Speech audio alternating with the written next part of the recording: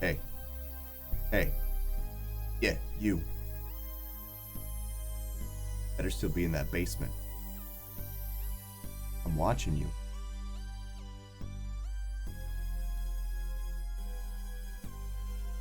Hey, put down that knife. Not gonna cut the ropes. Them's chains, them's ain't ropes. That's right. Hey, I'm trying to watch a movie up here. Can you stop crying? Yeah. Shut the fuck up. Alright. Boys. So we did make a save at the first choice that we got to make in the last reading we did, but we made some wrong choices and we ended up just getting a bad ending that I don't know where we went wrong in order to get one of the real endings. So we're just going to start over from the first save point and we're going to try some different options and see what happens. Last time we ignored her. No, last time we glared at her. Let's smile this time, give it the opposite effect. Maybe if we're a little bit nicer this time, we'll get an actual ending. So, alright, so we smile at her. Her expression was impossible to read. Was she shy? Was she embarrassed for him? Either way, he doubted that it mattered. He needed to get to his appointment anyways. He didn't want Miss Smith getting mad at him again. So last time I talked to Mrs. Smith and then the pharmacist. So I'm just gonna research in the library. Stopping by the library, John did his best to research possible medications among the books, even asking the librarians for help. It felt really ineffectual. He wished there was a better way to get the information, but there weren't a lot of options. In one of his classes, they claimed that computers would eventually make things easier, but their school couldn't afford any. Nah, computers won't change anything. The world will stay the same. One of the few things he could do was skim through various books about mental illness for references to symptoms like Lizzie's. Her case sounded much worse than anything he'd read about. All the articles suggested that most mentally ill people were nonviolent, but he knew that wasn't true of Lizzie. Though there wasn't a lot of current information about Koitek, he did find some. There were crackpots who felt their medication was ineffective. Even Paxitine had critics who felt it was being rushed to the market. John forced himself to stop reading about that, since it just made him feel worse. Instead, he focused on selecting potential drugs for Lizzie. Two showed up as potential candidates, Yandere and Nihilizine. So, I guess he finds out about those regardless. According to the studies, Nihilizine calmed people down, but tended to flatten emotions, which a lot of patients hated. By contrast, Yandere had better reviews. Other than nausea as a side effect, it seemed to do a good job of calming violent people. Whether either the drug would be right for Lizzie was an entirely different question. Stepping out on the street, John glanced at his watch and decided that he had some time to research his options. Lizzie's eyes went wide when he touched her, for a moment, just staring as if she couldn't believe it. But after a moment, she gave him a brilliant smile and laced her fingers through his, gay. Okay, he hadn't meant to do that, but John decided he could just awkwardly hold her hand while they ate. Bro, imagine like holding hands with someone while you're eating. That certainly seemed to be Lizzie's intention. She actually wasn't getting a lot eaten, since she didn't talk with her mouth full and listened rapidly whenever he talked. But at least she seemed to be having fun. John bent down and tried to find a weak point on the chain. The links themselves looked tough. But he clawed at the bolts, holding the shackles around his leg on the table leg. Soon he realized that he was only going to hurt his fingers. Instead, he tried to see if he could slip his foot out of the shackle. Once he took off his shoes and socks, though, he realized just how difficult that would be. Maybe if he could somehow dislocate something on his foot? But no, that wasn't the kind of thing a normal person could just do. It also does not work as easily as they make it look on TV, by the way. It is not as easy as it looks on TV. He didn't want to give up, though, so he kept trying, but in a surprisingly short amount of time, he heard the door on the floor above open. John scrambled to get his shoes and socks back on and just pretend to be doing nothing out of the ordinary when Lizzie returned. After school, he received a note from Mrs. Smith saying he should come to talk to her about how he felt. But this is post-fair. Not really necessary, but he appreciated her concern until he got inside. Lizzie sat in a chair, obviously uncomfortable, while Miss Smith sat nearby, sorting through several bottles of Koitek drugs. Ah, John, glad you could make it. Sure. Why is Lizzie here? She doesn't have the Yandere eyes. She just looks unhappy. There's a lot of traumatized couples in the wake of the incident. I thought I should do some counseling so no one made decisions they regret. Oh, thank you, but is this really necessary? While he spoke, he managed to catch Lizzie's eye. All he saw there was uncertainty, but she was hard to read. Go ahead, John, sit down. I hope this hasn't been too hard on you. I'm, managing. It's still hard to believe. The reality will probably be set in increasingly over time. I think it might actually be good to increase your dosage. Why does he need to take more? Lizzie, you have to understand, John isn't well. Nothing wrong with him, he just needs a little help. That's true, though now that you speak up, Lizzie, have you ever considered taking some of the medication yourself? Your behavior could probably use some normalizing. What's that supposed to mean? I'm talking to her, not you. Lizzie, would you be willing to take a few medications? Yeah, okay. I was afraid of this. Ooh. I've never seen her look mad like that, dude. Stabby. Without warning, Miss Smith stuck Lizzie's arm with something that glinted silver. He only saw a glimpse of what looked like a syringe before Miss Smith pulled back and it was hidden in her sleeve. The effect on Lizzie was instantaneous. She grimaced and dropped to the floor, gripping her arm. John tried to go to her, but Miss Smith moved to stop him. You should stay away. She isn't stable. What the hell did you do to her? This was nothing but a confirmation of what I already suspected, John. I'm sorry, but Lizzie is not a normal girl. Shut up, don't say that. No, you don't understand. She was exposed to the same chemicals as the murderer last night. Without heavy medication, there's no way she could be normal. But she said she would take it. She lied. I don't know how, but she's somehow gained a degree of stability. Without any moral compass, it makes her far more dangerous. Sorry, John, but she needs to be sedated for her own good. And a sedative? Maybe for you. Laughing wildly, Lizzie lunged forward. Her knife flickered out and stabbed Miss Smith's chest. The older woman stared in shock, struggling with Lizzie's arm, but couldn't prevent the second stab, or the third, or the fourth. John could only stare in horror as Lizzie stabbed her over and over again. His mind was completely and utterly blank.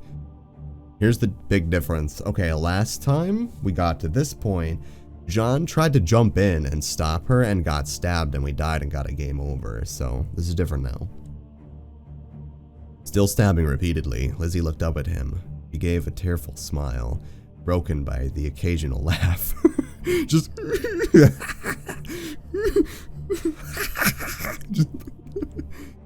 I'm sorry, John. It's too strong. It's in my mind. Lizzie, what's going on? Drugs she gave me. I won't be able to hold back if I stay. I'll hurt you. I couldn't live with myself if that happened. I'm sorry, John. I have to go away. What the hell did she give her? Away? But you love me, John? Yes, I love you, Lizzie. So happy. I love you too. Forever. And then Lizzie sliced through her own throat. Whoa! Okay. When she said leave, I thought she meant like out the door. See you. John stared in horror as her body slumped to the ground, light going out of her eyes. He wasn't sure how long he stood there. Somehow, by the time they found him, he was holding her body and weeping. He couldn't feel the tears or heard anything they said. The event of the following days barely penetrated the gray fog filling his mind. There was an investigation. He was declared just a victim. Everyone offered him sympathy that they had never offered before, but he didn't care. Everyone chose to forget about the string of murders and then got back to their life, leaving him kneeling with her body until the world was nothing but endless gray. It says game over, but I'm pretty sure, yeah, that's an actual ending. Because I got an achievement that said not like this. Hope glimmers stronger on another path. Restart the game for a better result. Okay, so that was how that ending was supposed to go last time, but we made like a couple of wrong decisions along the way. So we are actually going to go to different endings. So there's an ending we can get if we pick don't take anything here, I believe. So we're gonna do that. Actually, maybe it would be better if she didn't take anything. Let me be frank with you, young man. That girl is suffering from an extreme chemical imbalance. Her only hope of becoming normal is heavy medication. But you said it would just be temporary, right? Nah, we're fine. John ignored the pharmacist's protests and headed back to the store. Lizzie seemed a little puzzled that he hadn't come out with anything, but didn't ask questions. Without any great ideas, John thought they should go to the park. Their town had a pretty nice park, and it was usually empty this time of day. Friends always said that a movie was the best first date, but he suspected that they mostly wanted to try to cop a feel. Besides, he was worried Lizzie would end up watching him instead of the movie anyways. As he watched, he managed to convince himself he'd made the right decision. Maybe Lizzie wasn't completely stable, but she was completely devoted to him. The entire time they walked through the park, she stared at him adoringly. Drugs weren't always the best solution for curing a serious condition. He knew that all too well. As Miss Smith said, therapy was also an important component of recovery. Hers had clearly helped him a lot. The third main component was a social support network, and there he completely failed to take her advice. He still spent most of his time alone or in meaningless old relationships, but hey, now he was walking in the park with a girl his age. Maybe things were looking up. And for once in his life, things went his way. Lizzie was happy to eat fast food for lunch and didn't even try to feed him anything. So, was the fancy restaurant breakfast? I'm kind of curious how many hours passed between. Afterwards, he was pretty much out of plans and Lizzie didn't want to stop. Fortunately, she was happy to drag him around town to see random things. In a way, he was grateful for that. He had spent all his energy for making decisions during the morning. It was easy to just glide along and with her in her wake. In that way, she was a good match for him. When the sun started setting, John was actually surprised. Had the day really passed by that quickly? He could barely drag himself through a lot of weekends. This was a welcome change. Holy shit, is that John? With a girl? Hey guys. Is that the crazy chick you told me about? Huh, yep, that's definitely her. Are you that desperate, John? Given how much of a sad sag he's been lately, I'm pretty sure he is. Do any of you have girlfriends? That's a big no. You guys talk so much shit. Just leave Lizzie out of it, okay? Fuck you, John. If she wasn't crazy, you could never get a girl as cute as her. She is pretty hot. I don't get why she's with you. Yeah, this really doesn't make any sense. Aw, John, are you gonna cry? Better not, or she'll realize how pathetic you are. His positive mood was completely gone. He knew he should check to see how Lizzie was taking the mocking, but it was the most he could do not to fall into a mire of self-hatred. As always, he felt like he should be stronger than this, less emotionally fragile, and that just added to his self-hatred. If it had been anyone else, he might have crashed completely, but he knew these guys, and he was at least familiar with their attitudes. John pulled himself together and faked a smile at them. Sounds like sour grapes to me. You all have fun with each other, okay? Come on, Lizzie, let's get out of here. They scoffed, but he didn't care. Taking her hand, he walked away as fast as he dared out of the alleyway. When they got out, he looked back at Lizzie, and to his surprise, she had a smile on her face. She looked more peaceful than he had ever seen her. I knew you were a kind person, but I didn't understand how kind. I think I understand better now. I'm glad I met you, John. Wait here, okay? I forgot something, but I'll be right back. That's not a good look to have when you're saying that, Lizzie. You need to calm down. Before he could object, he was around the corner. John stared, wondering if he could do something, but too drained to do anything more than just stand. The entire day in public, plus the encounter with his classmates, it left him with nothing. He wasn't usually outside and in public this much, and though being with Lizzie wasn't bad, he wasn't stable enough for this much interaction. He heard something clatter in the alleyway and hoped. He wasn't sure what he hoped. The gray cloud was just covering his entire mind, choking out all thought. Yep. You know, that's what I thought was gonna happen the first time that they started mocking me in the alleyway, but I guess taking the drugs is what stopped her from doing that. I guess it just had like an instant effect or some shit. And then Lizzie came back. Lizzie, what? You're kind, John. Too kind for this world. Where did all the blood come from? What did you do? It doesn't matter now. I wanted us to have years together, but I see that can't happen. Maybe it's better to have one perfect moment. Smile, John. You won't suffer anymore soon. She moved forward, and before he could back away, her lips touched his. The kiss was brief, yet a shudder went through her body. And her knife went into his chest. Why? Why is she killing him? What? Maybe she realized he's a pussy and just decided to start stabbing away. It hurt. But he was it was so far from the pain that he could only stare down numbly. Lizzie gave him a sweet smile, then plunged the knife into her own chest. Oh my god.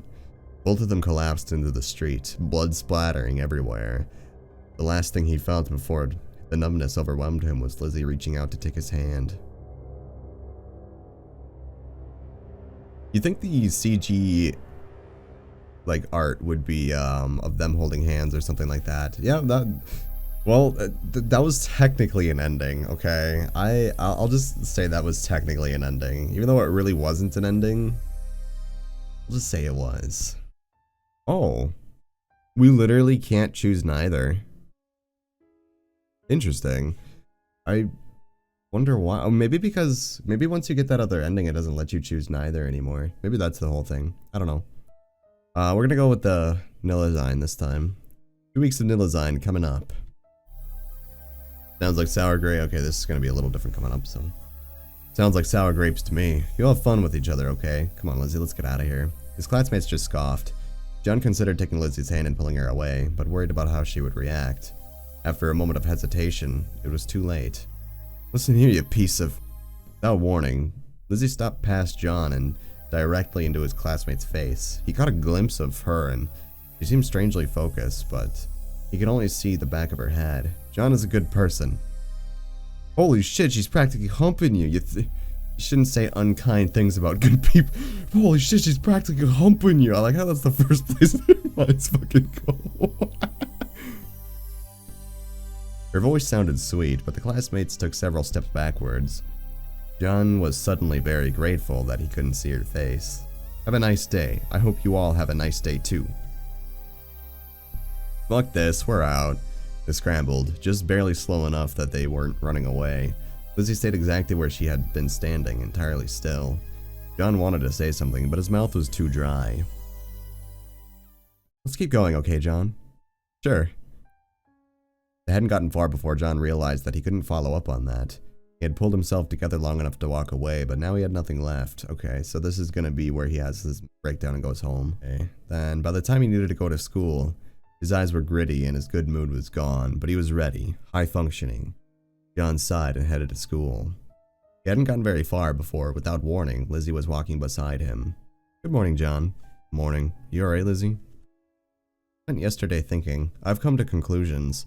Okay, so what was it that it said in the other playthrough that Yandere like helps you emotionally, and then this one like makes you more stable, like something like that. Like it gives you clarity of thought, I think was the way they phrased it. So maybe that's why she's like thinking more critically right now. And why her emotions still flew off the handle and she still confronted those guys, but was able to pull back enough because she was thinking about her actions before she made them or whatever. So I think that's why. I spent yesterday thinking. I've come to some conclusions. So what did you conclude? For such a long time, the most I could imagine was being near you, talking to you. But now that's not enough. You have to be protected, and I have to do it. Lizzie. What they said to you, it made me so angry. I wanted to kill them, then you'd be safe. Wait, you didn't. No, I didn't. Because you have to be protected from me, too. What? Since I took the medication, I see things differently. I don't like it, but I understand better. I don't want you to be afraid of me, John. I'll protect you, no matter what. She seemed sad, but so sincere. What was he supposed to say to something like that? You don't need to say anything. Don't worry. Please, don't worry. I'll protect you. That's all I can do. I had a really good time on Saturday. I meant it. I'm glad to see you happy, too. That's so kind, John. Too kind. I'll see you later. She rushed away too quickly, leaving John completely uncertain of what to think. In some ways, she seemed more stable, yet that wasn't a complete comfort. Lizzie was still carrying her knife. Her mother looked kind in the picture, but John knew all too well that the worst parents could try to act like the most loving. When Lizzie had spoken of her mother earlier, her terms had been negative. He wondered briefly if there could have been abuse of some kind. It was a painful thought, but maybe he would explain Lizzie's desperation for love. Or maybe he was making up bullshit. He hated when people made up a sob story on his condition after all. John checked the next door, but it was locked or jammed, so instead he ambled back to the living room. Lizzie was, oh, okay. He didn't see the crazy room this time, because, last time we were in her house, he just broke the door down just to try to see what was in there anyways, and then he found, like, his shrine. This time it skips the shrine. He finally emerged, wearing similar clothes that looked slightly more comfortable. John wasn't sure if he was relieved or disappointed. He was hoping for the lingerie. It wasn't lingerie. Ah, there it is. But he didn't mind seeing her dressed casually either. Lizzie smiled at his expression and came to sit beside him on the couch. I wish I would have worn a dress for our date, but I like this better. Dresses are nice, but they're uncomfortable, you know? Actually, I don't. Hee, I'm just being silly. They really are uncomfortable, though. I like it when you look at me, whether I'm trying to be beautiful or not. It makes me happy. Gross. Stay single, boys. She slid closer to him, apparently unaware of how much her body was touching his. No, she was probably even more aware than he was. You make me happy. Gross. I'm glad I'm with you, Lizzie. Gross. I'm glad to hear you say that. Gross. Stay single, boys. Stay single, boys. Fight it. Fight it, John. Fight it. John, I want you to stay here tonight. You mean with me? Oh no! Oh no! He's gonna bone the crazy girl! No! No, John, no! As the night took a sharp turn, John did his best not to panic. He had not thought the date would actually go there, much less in an obsessive way. So is he gonna stay there the whole week? By his own choice this time, instead of because she kidnaps him?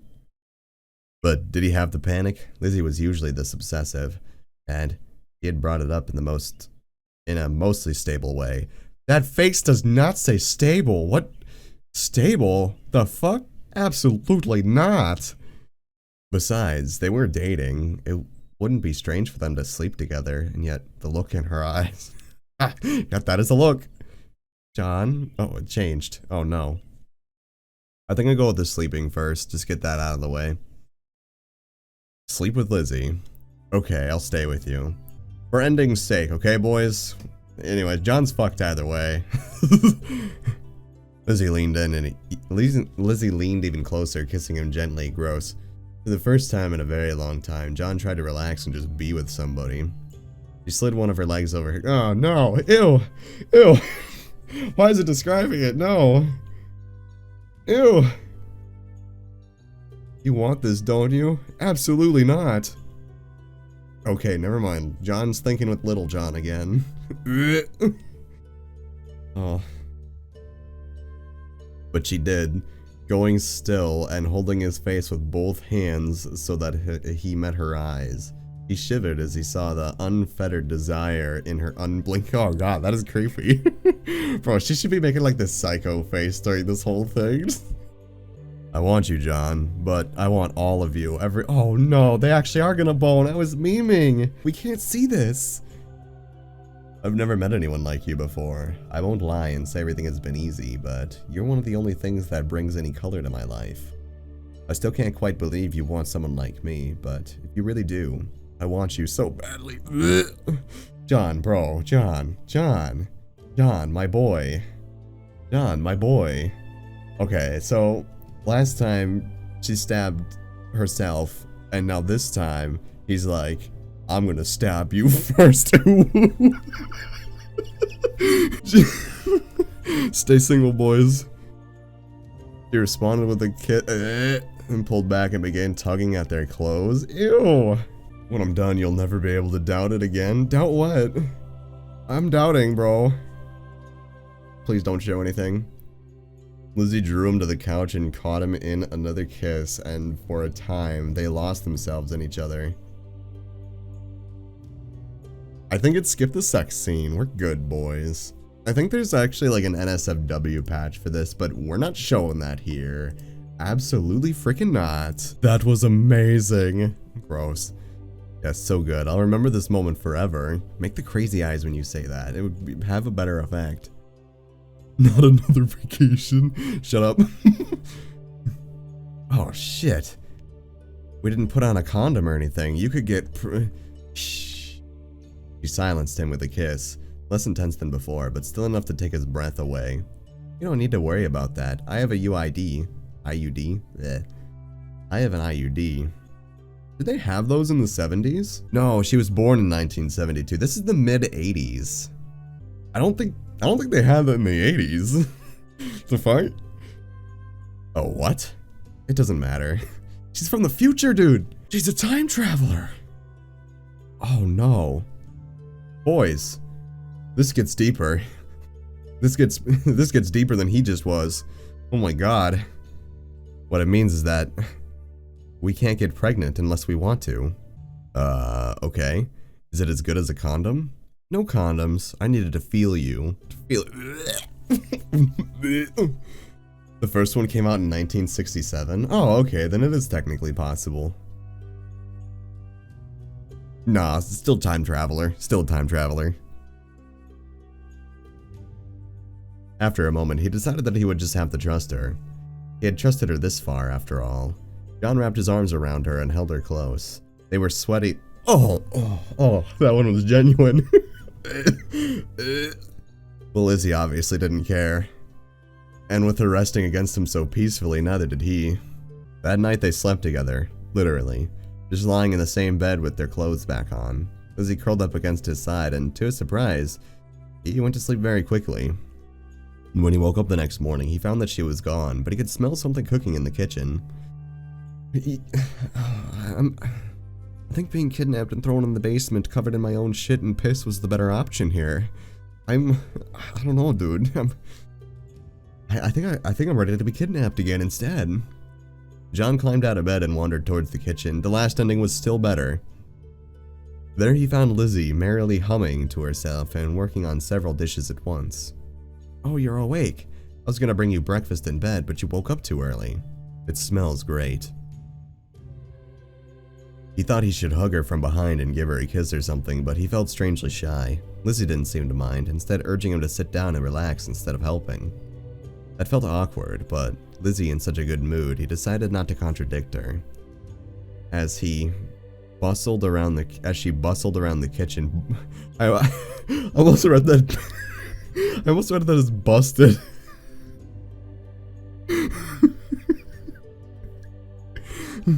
Frequently shooting him adoring glances or kissing him on the cheek. There was no hint of instability. I can't, dude. She busted in the kitchen. These aren't chicken eggs, honey. Come here. Did you sleep okay? I really hope you did. Yeah, it was fine. Because I've never cared about how comfortable that bed was, but then I realized it might be uncomfortable. If it was, I can get rid of it if it's okay, Lizzie. I was completely comfortable. Oh, good. I wanted everything to be perfect. I made so many plans, but then I thought that I might have forgotten something, and now he did get up to kiss her. It felt a little strange, but she responded with a blissful cooing noise. I don't know what a cooing noise is. I just think about a bird. You making bird noises over there? The fuck? Breakfast was finished soon, an impressive spread of bacon, eggs, and waffles. Oh god, there is eggs. I regret my joke. Lizzie sat and watched him eat the first bite before she took any for herself. They only chatted lightly as they ate, as if making up for how heavy things had been. Heavy is an understatement. It helped him fully wake up, though, and reassured him that Lizzie wouldn't do anything crazy. Well, do anything crazy in the near future about this. Did you like it? It tasted as good as it smells. Oh, I've never really cared about the taste of food, so I was afraid I hadn't done a good job. You just don't care about taste? It never seemed to matter, but this breakfast tasted good because I was eating with you, John. Gross. I'm glad, but sorry, I have to go back a second there. You didn't really enjoy food? It's kind of sad. No, I wasn't sad. I wasn't really, but that's not important right now. We can talk about it later. Crazy. He considered pressing, but decided against it. After all, he hated it when people harassed him about details of his condition. If Lizzie was working through her problems, he wanted to be helpful, and that meant backing off sometimes. So, I'd like to spend the entire vacation with you, like every single day. But maybe you want some space too? Well, it's okay, really, but can I walk with you to the bus stop? Of course. She did walk with him, holding his hand almost shyly. It seemed bizarre that she could be acting shy after they had sex. Oh god, you had to say it. No, ew. We all knew, but ew. John decided that it made sense. She showed a pattern of getting closer, then retreating for a while. He found that depression and energy came in waves as well, and it was better to ride them out instead of fighting the trends. Besides, maybe distance would do her a little good too. When they reached the stop, she let go of his hand but grasped his sleeve to keep him there. You liked it, right? Oh, it's so awkward. Liked what? Everything. Our date and our breakfast and last night. Yeah, I did. You're incredible. Ugh, gross. I still can't believe you're interested in me. And I don't scare you, do I? Do you want me to change? No, you fucking terrify me, dude. I'm not gonna lie. He stared at her a moment, trying to decide what kind of question that was, and then eventually he shrugged. You seem just fine to me. Is everything alright? Hee hee. Hee hee. It is now. I actually stopped taking the Nilazine the day before our date. Just starts making out with her. Oh, you stopped taking the drugs? Well, come here, baby. We'll just accept her choice. We're trying to be super, like, supportive and, like, a simp, so. Oh. Well, you have seemed better for several days. I guess maybe you didn't need it after all. Sorry for making you take it.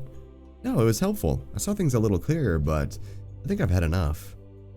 That's nothing like my condition, but I guess you know yourself best. I'm glad it helped then.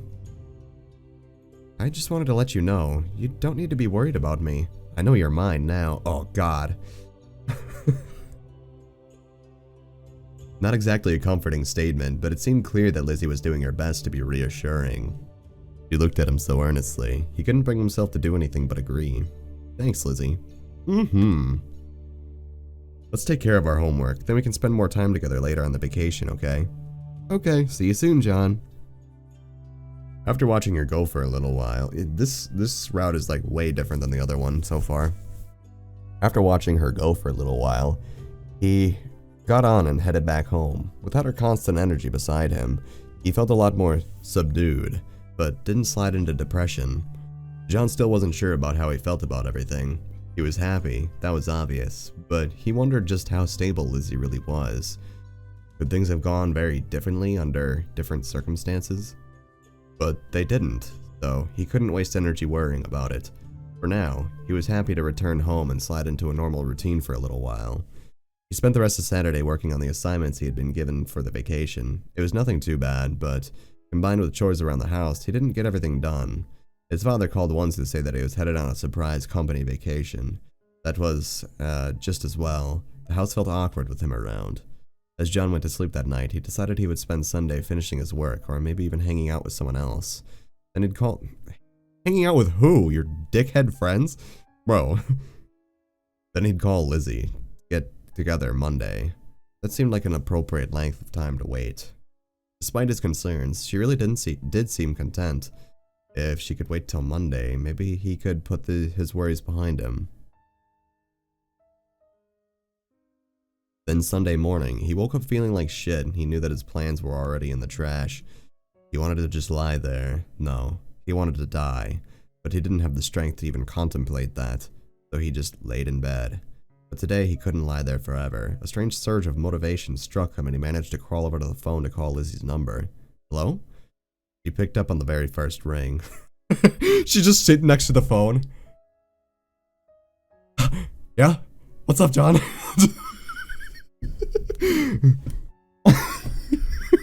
You know that she was, bro. But he was too depressed to think much about that. Lizzie, Good morning, John. It's not. I'm having a bad day. I'll be crappy company, but if you... I'll come right over. Bro. He didn't even hang up the phone, just curled up on the floor beside it.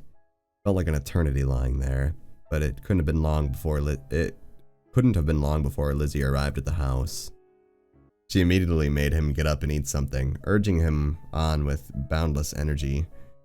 Now he had to move a little, just to avoid disappointing her.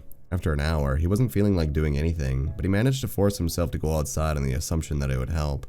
And it did. For once in his life, he managed to do what Miss Smith told him and socialize instead of withdrawing into himself. He was surprised it actually helped. That would be us if you called. Shut the fuck up. By the end of the day, he actually felt better. He hadn't believed that a morning like that one could be redeemed, yet somehow Lizzie turned it around. Lizzie seemed happy the entire day, but she wasn't insensitive to him. Once he had the mental energy for it, he reflected that he had tempered her enthusiasm and his current mood to his current mood, always encouraging him just enough. And when he got tired near the end of the day, she noticed and actually left on her own volition. He even managed to do some work and feel not shitty before going to sleep, thinking he had the best girlfriend in the world. That is actually really nice. The rest of the vacation passed in a peaceful enough blur. On their last weekend before they had to go back to school, he ended up back at Lizzie's house. They watched a movie in her large but incredibly dusty TV, and now just sat there together on the couch. This was nice, John. Yeah, it really was. I wish we never had to go back to school. Like we could live together like this every single day. Well, eventually we'll graduate, then there's no more school. That sounds nice. Gross. Though I suppose then there will be work. You never really get a vacation until you retire, I guess. Or die. Dying is also a vacation. I wonder how I'd do with retirement. Some days it feels like my routines are all that keeps me going. Don't worry, You gotta say it with the crazy eyes, dude. Why? I'll take care of you, just like I've taken care of everything on this vacation. It has been a lot better than usual. Thank you, Lizzie. No, thank you. This has been wonderful. John, do you want to have sex again? No. It gives me the choice. I feel like I have to do it. I feel like I have. You know what? If you want to, I'll do it. John gave her a quick kiss on the cheek. Are you in the mood? We can right now if you want. Ugh. Aw, but actually, I wanted to talk about that. Last time it was too much for me, I think. I can't handle so much emotion all at once. Choose sex or die. She just starts shanking you. She's like, well, if you won't stick it at me, I'll stick it at you. Like, I want to be with you again. I want it so badly, but maybe it would be better to just wait. Like, until we're married? Oh my, no. No, we can't get married in school, so that would be forever. I can't wait that long. Okay. But let's wait a little longer, okay? Let me get used to having you so close first. I think I understand. Of course, Lizzie, we can wait. I knew I made the right choice asking you. I asked you to ask me to ask you to ask me. Lizzie snuggled up against him, gross, which admittedly did bring sex to mind, but he was also happy just to hold her close. I think this will be better, for the long term. It used to be I couldn't think so far ahead. Everything just ended when it reached you. But now that I have you, I'm starting to think more further into the future. I want us to have each other forever and ever. Gross. Since he didn't have a good answer to that, John just held her a little closer. Lizzie laid her head against his chest, and he kissed the top of it gently. Gross. They stayed here for a little while, and for a moment he was only happy, but then the gears of his brain began turning again. Fortunately, they took him to something other than a mirror of depression. I think you were capable of planning before, though. I mean, you got a IUD. That requires a lot of planning. At first, before I met you, I could hardly even bear to imagine anything beyond that meeting. But then, when you actually noticed me, actually cared for me, I started thinking a little bit more. I knew you always worried and got sad, so I wanted to prepare so that you would focus entirely on me. That was just a simple fragment of a plan, though. My plans then were very strange. Strange? Strange how? Lizzie giggled cheerfully and then shook her head against his chest. Don't worry about it, they don't matter now. We can make new plans together. She's planning on fucking kidnapping him and killing him. Like, we already figured that part out. Well, then he just fucking was like, yep, let's fucking bone. And then she was just like, yay. And then they lived happily ever after. Sitting there with her, that sounded pretty good. Maybe everything would work out after all. Several days later, John was assigned a female lab partner and assigned. Oh no. Oh, this is where it spirals down, isn't it? Oh shit, dude. She was an okay match. He didn't know her very well, but she had always seemed compassionate about his depression. They worked together fine, just completed their assigned experiments and finished class.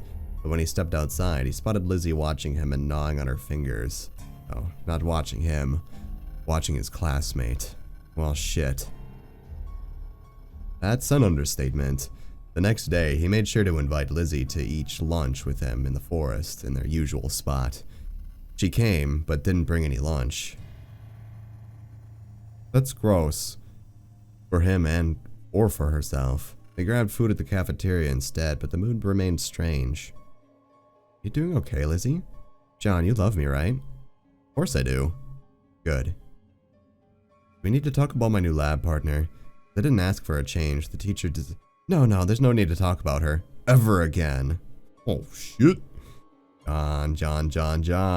Oh, no. She's getting psychotic. Hey, yo.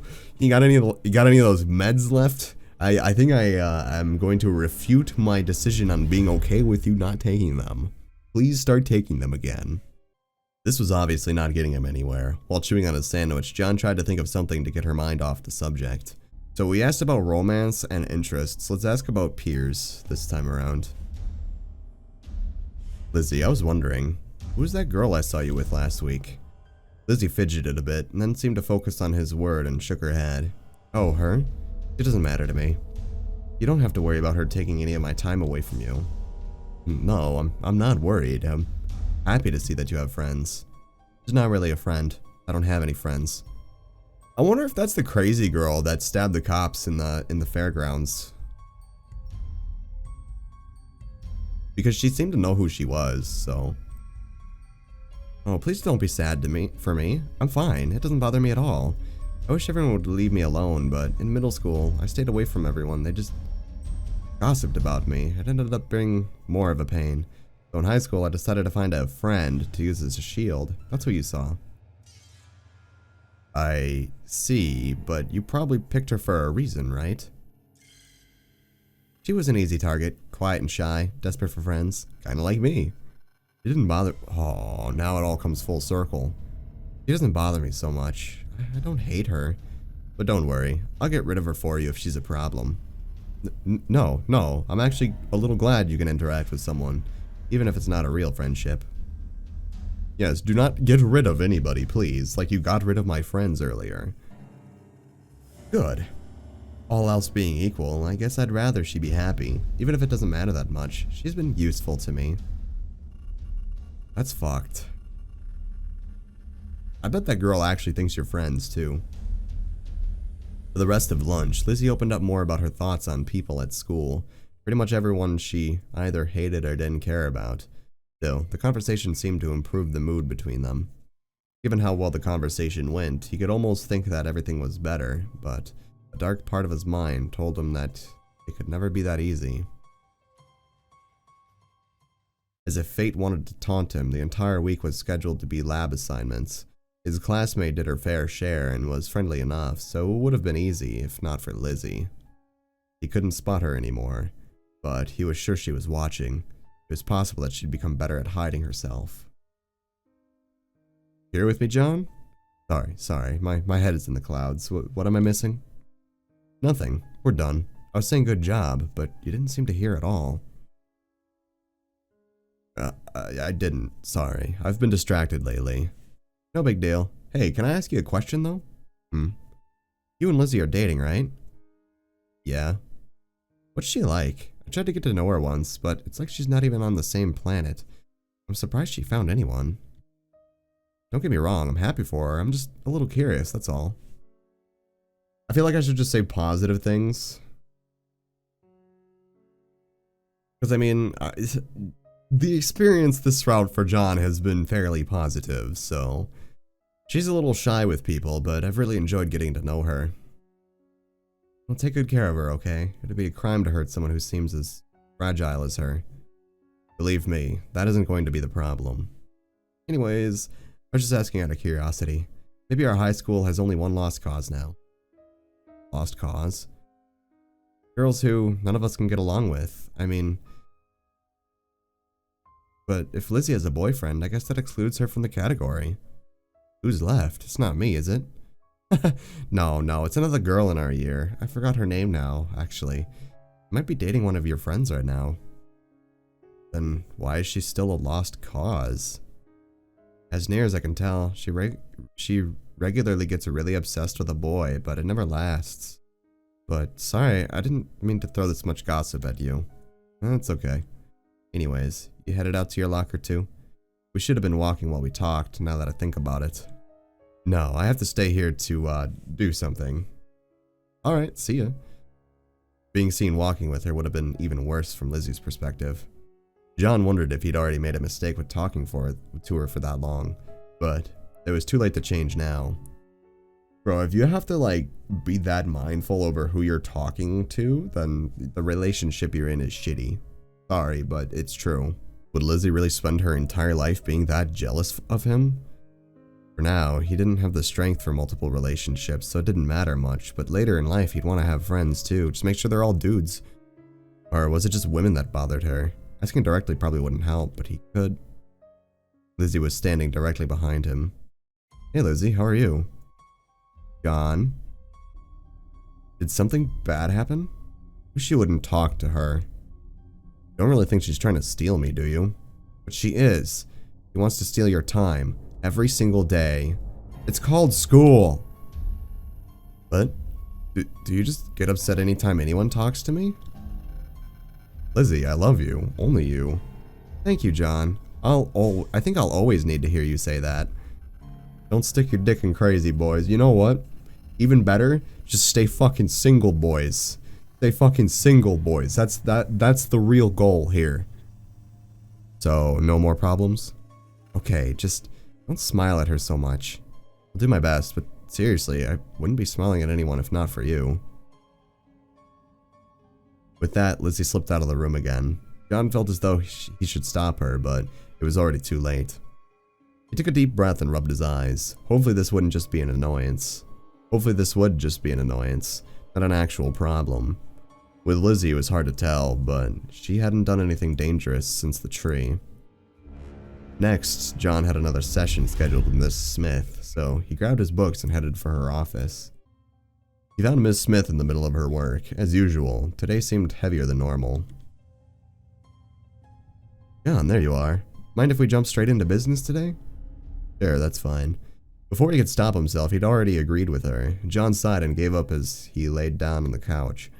This was one day he actually wanted to discuss more with her, but it was easy for him to fold when others were forceful. At least the therapy session made him feel a little bit better. It was like a low hum in the back of his mind, drowning out everything else and giving him plenty of time to think through exactly what he wanted to do. There were two questions. If there was anything he could do to help Lizzie, and if he needed to do anything to protect others from her. It was a naughty issue, but that could be taken two ways. By the end of the therapy session, as he got up to leave, he felt like he had his answer. How to stabilize a person, I think. Miss Smith, hypothetically, if someone had an obsessive-compulsive disorder, how could you help them? Well, Koitek has, other than medication. Say they were already taking it. What else? Well, obsessions are usually shaped by exposure to the object of obsession. So, for example, if someone has arachnophobia, you'd start by exposing them to pictures of spiders in safe contexts, slowly working up to a greater exposure. If someone is obsessed with something, then it's often all about the feedback loop. Maybe it would be better for them to avoid it entirely, or maybe expose them to it in small, controlled doses instead. What's this about anyways? Just been reading about it in class lately. Thanks, Miss Smith. Outside Miss Smith's office, John shook his head and tried to refocus. He still wasn't sure how much of a threat Lizzie might be. Maybe what he needs to do is turn her own trick back on her. For several days, John stalked Lizzie through her routine. Part of her routine was stalking him, so that made things strange pretty quickly. But gonna stalk you back, bitch. But he made sure to keep an eye on her. She went about doing normal things, but he lost track of her during most classes, and after observing closely, John realized that she tended to disappear during free periods as well. One day he spotted her slipping away and followed. He headed to an empty classroom right next to the cafeteria. Lizzie? She's just in the classroom making the crazy smile, just... Alright, free period's done, boys. Let's go. Let's get back to class. Gotta stalk John a little bit more, you know, like... Oh, John, I didn't expect to see you here. So, what's that beaker you're holding? Just a chemistry project we're working on. I think it's cyanide. They let you take one of the beakers out of the lab with chemicals in it. You know what? You know what? She's gonna, like, go in circles if I'm not super assertive, so... I don't want you to kill her. You're my girlfriend. She's just someone in the same class. There's no competition between you. I don't like how she looks at you. Dude, she was legit gonna poison the shit out of my fucking chem partner. Seriously? She wouldn't dream of dating me. She's just being friendly. I don't like that either. Well, we don't have a choice. But if you just wait and don't hurt her, she'll go to a different class soon and then she'll be gone. If you do try to hurt her, it'll only cause problems. You can only make something come between us, you understand? Well, that's all I had to say. I'll trust you not to do anything unwise, Lizzie. Do you trust me? Of course, John. I trust you completely. I like how she goes from that emotionless just glare to just a smile being like, of course, the minute I say something nice. Good. Let's schedule another date for sometime soon, okay? Okay. She smiled at him adoringly as she left. John felt better about the situation until he got home and his mood crashed. He honestly had no idea if it was a premonition or just depression. Either way, he went to sleep and stopped thinking for a while. Several days later, there was an incident of food poisoning in the cafeteria. He wasn't there at the time, but everyone heard all about it from the teachers. Several students got sick. And one died. His lab partner. Why you stay single, boys. That's why you stay single. Look, now his lab partner's dead. That day, Lizzie was with him almost the entire day. She never slipped off like usual and was nowhere near the cafeteria at the time of the food poisoning. But the day she brought lunches for both of them. It was something she did frequently, but it still stuck in John's mind and he couldn't let go of the issue. The death changed the atmosphere of the school entirely. Students who were excited about graduating were now somber. A terrible pall cast over everything. There was a large investigation, and the police seemed more grim than a simple case of food poisoning warranted. Not only that, they brought with them first food inspectors, then scientists from Koitek. But in the end, there were no charges. The school received a minor reprimand for carelessness, and new cafeteria guidelines were implemented, but nothing changed. Except that he had no lab partner, and Lizzie seemed purely happy again. John, you look so serious. What are you thinking about? His fucking dead lab partner, bro. Obviously. I'm thinking about the girl who died. It's just so strange that even though everyone ate from the same line, only a few girls got sick. Heard they were all sitting together. They were the ones who had the bad food, right? Maybe. Do you think I did it? Didn't you? John is so silly. I told you I wouldn't do anything, didn't I? You've lied about a lot of other things before, bitch. This is no different. And of course I wouldn't do anything. Now eat your food or it'll get cold. From that moment on, he didn't think about the issue much, but he felt the grim certainty that it had been poisoned. The worst part was, he didn't change anything. He and Lizzie kept dating. She was a murderer, yet he took joy in her presence and let her pick him up when he was depressed. Did that make him an awful person? Yes! He wasn't sure, and in moments when the world seemed entirely gray, he didn't care. You're literally letting her get away with murder, dude. Come on, bro. Come on, man. The school year got away from him a little. Despite everything he'd been through, John found himself returning to something like a routine. He and Lizzie managed to act almost like a normal boyfriend and girlfriend. The occasional romantic date seemed to go a long way towards keeping her calm. The sky looked very gray to him, but he felt lighter than he had in a long time. On occasion, he still headed to the library to try to look up more about Koitek. see if he could find out more about Lizzie's condition. It wasn't going terribly well. All he had to go on was old microfilm and random ideas, which was part of why he brought Lizzie. But she seemed uninterested. Eventually he sat back and just shook his head. Maybe we're just not going to learn anything. Would that be bad? Maybe it's not.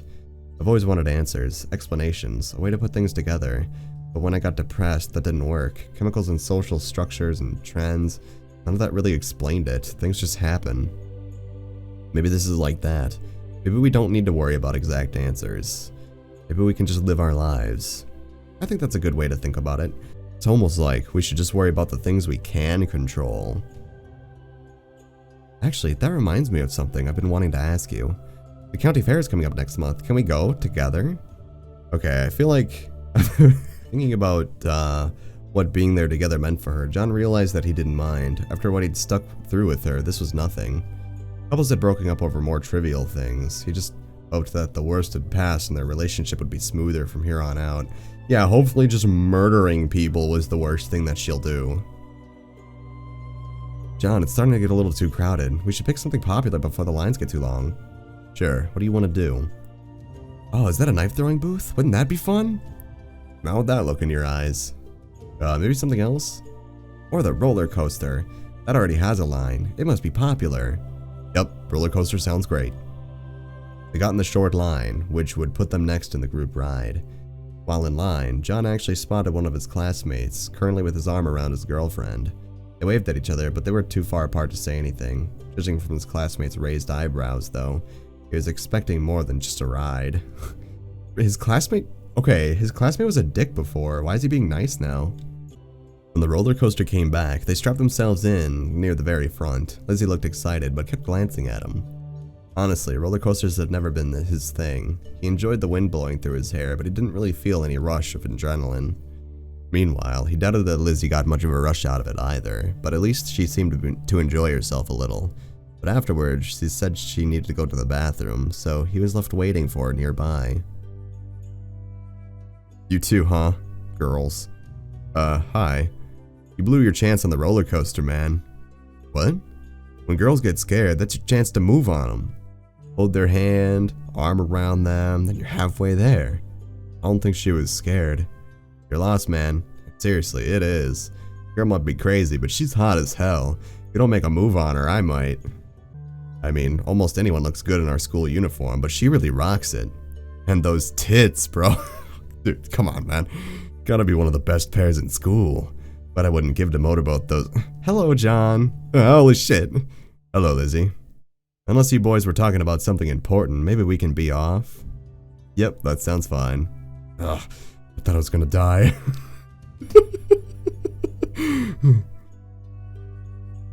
He worried that she might be upset, but Lizzie seemed more amused than anything. Once they got some distance away, she glanced at him shyly. Do you like them too, John? I'm pretty sure he does, dude. What do you mean? Oh, yeah, you're very beautiful. I don't want to be just beautiful, though. Come this way. Oh, is she gonna bang again? Are they gonna bang again?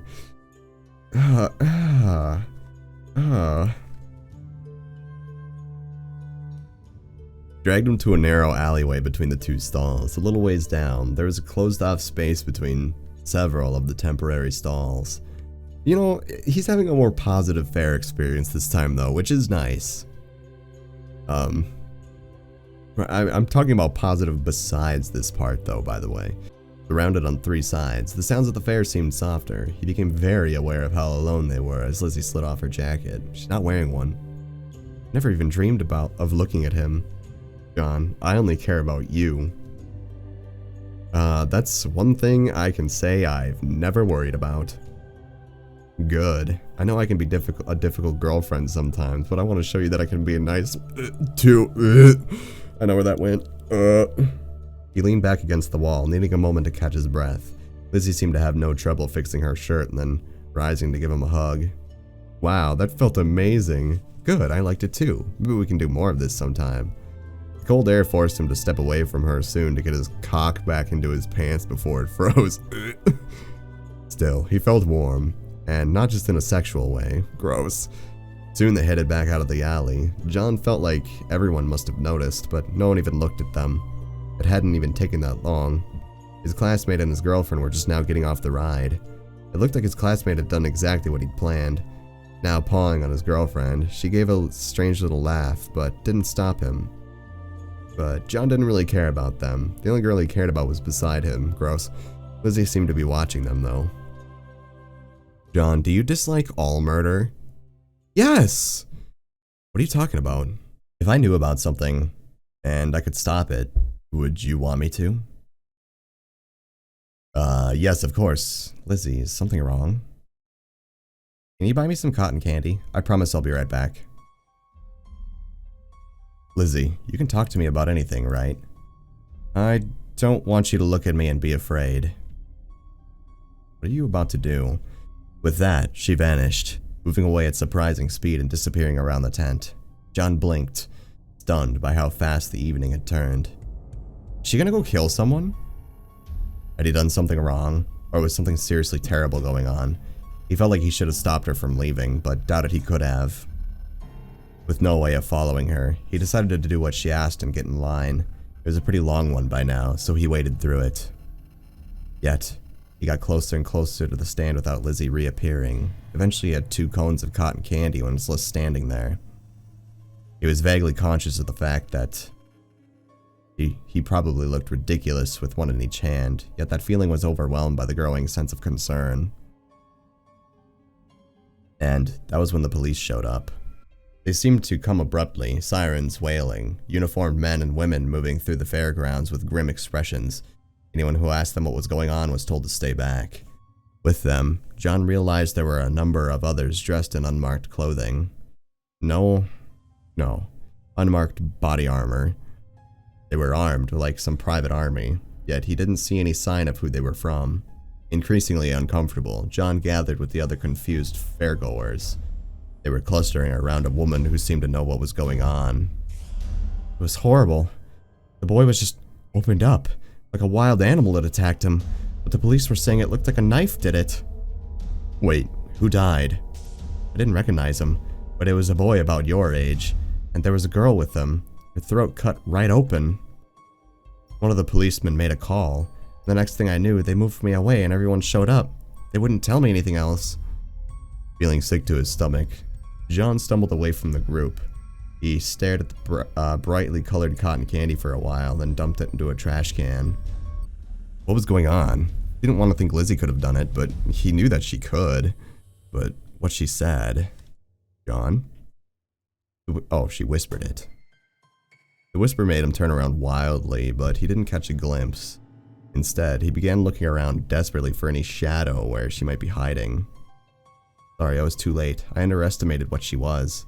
Oh, okay, it wasn't Lizzie that killed them. What? Okay, I think it was the other girl. Okay. Lizzie, what are you talking about? At that moment, he spotted her, a slightly different colored shadow behind a building. When he rushed over to her, she didn't run. Oh, though she had to wipe herself off, there were lingering streaks of blood all over her hands and shirt. John stared at her, realizing that she held her hand to the side to hide something from him. He knew what she was gripping. Lizzie, did you do this? No, please believe me. I would kill anyone for you, but I didn't kill them. Him. What about her? He was the one who did it. I tried to stop her, John. We can't stand around talking. I'll explain if you want, but we have to get away. He just stared at her, wondering if he could believe anything she said. He didn't want to believe she would have murdered both of them, but he knew she was capable of it. John, please, you need to come with me, right now. Now he could see for certain that she was holding her knife. It trembled. No, her entire body was trembling immensely. So let's run to the police and, like, squeal first. Then we'll come back and we'll see what the other two do. Letting out a choked sob, John turned and ran. The instant he did so, a flood of terror burst from inside of him. He looked back over his shoulder, but Lizzie wasn't chasing him. Instead, tears were streaming down her face. Sorry, I'm so sorry. Officer, you have to help me.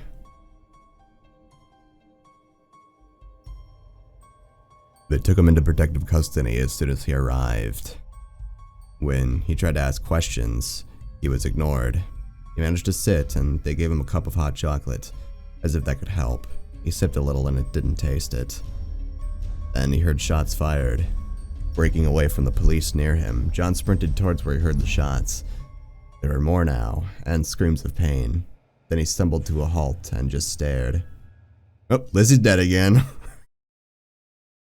Alright, that's 2 Lizzie is dead endings. Lizzie lay dead, knife fallen from her hand. She was surrounded by the bodies of several police officers and security agents.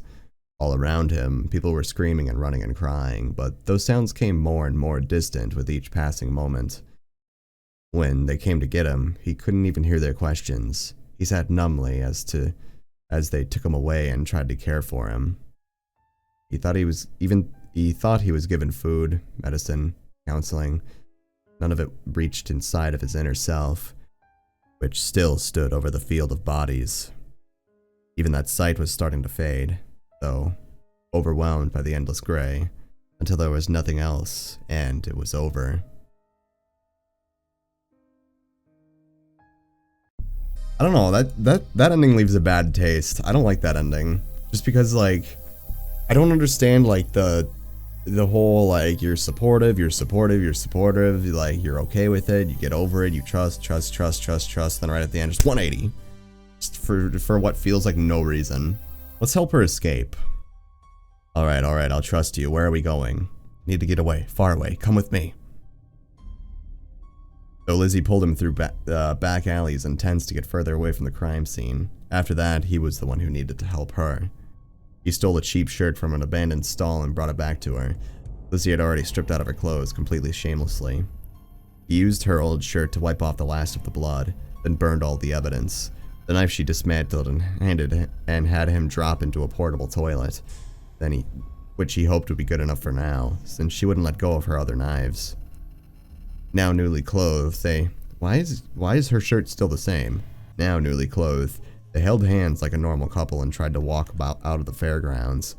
There were a lot of people rushing to get out, so it was easy to get lost in the crowd, but John kept having the feeling that someone was following them. There was something hard in Lizzie's eyes, too. When they got far enough away, they slipped down a side alley and began taking routes away from the residential district. John realized that they weren't headed for the bus stop. Lizzie, what's going on? Shh, there. When he saw them, several of the men wearing blank clothing had spread out across the alley in front of them, and there were more approaching from behind. Just as he started to panic, Lizzie abruptly pushed him so hard that he smacked against the wall painfully. I'll deal with you later, meatbag. Her voice sounded so hateful that he was shocked. But then he understood. She was trying to protect him. Even when being attacked by multiple armed men, she was going to sacrifice herself to protect him. That was the exact moment the bottom dropped out of his mind. A worthless piece of slime like him didn't deserve her. I never believed her tip would be right. She knows what she's doing.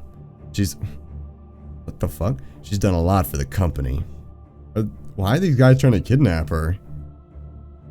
But really? Just one girl? Shut up, both of you. This isn't a girl. This is an unstable animal. With that command, the soldiers raised their weapons. But while they had been talking, dude, this is like the Matrix now. What the fuck? Lizzie had not been standing idly. Though he hadn't noticed, she slipped beside a trash bag. When the soldiers began to raise their guns, she kicked it towards them. She kicked it towards one group of men as she spun around and swept the others. Oh my god. Bro, she's going ham on them. Holy shit. John could only watch in numb shock. Before the men on the opposite end of the alley could aim again, she was upon them, and her axe cleaved through them with a terrible force. Where was she hiding that axe? Okay, 1, where was she hiding the axe? 2, why is she suddenly wearing her school jacket again? All he could do was watch her moving amidst the bloody sprays and think that he didn't deserve to have her protecting him. That's what you think? But as inhumanly fast as she moved, the 2 men near his end of the alley were professionals. They had wasted a few shots in the trash bag and taken a moment to reorient. But now they were aiming towards her again. Depression clung to him as in a heavy cloud, but for the first time in his life, a sense of urgency pierced through it. He could see exactly what would happen. Lizzie would try to attack the men near him, but it would be too late. She wasn't that fast, but they were so close, and had completely ignored him. Before he knew what was happening, he somehow pulled himself to his feet. The world seemed gray, and he felt too heavy to do anything, but he didn't care. The men saw him move and almost turned on him, but then it was too late. He was tumbling straight into them. They cursed and one of them struck him to the ground, adding a ringing pain to the echo in his ears. But then Lizzie was there, her blade slashing in 2 brutal strikes. Jesus Christ. She knelt over him and the next second, laughing wildly, crying, kissing his face. Her lips tasted like blood, but he didn't care about that either. The rest of that night was gray. It was a gray blur for him, his energy completely drained by that one act. Even years later, when Lizzie told him the details, he struggled to match them to the gray haze in his memory. Somehow Lizzie had gotten them both to a secure location and cleansed them of all evidence.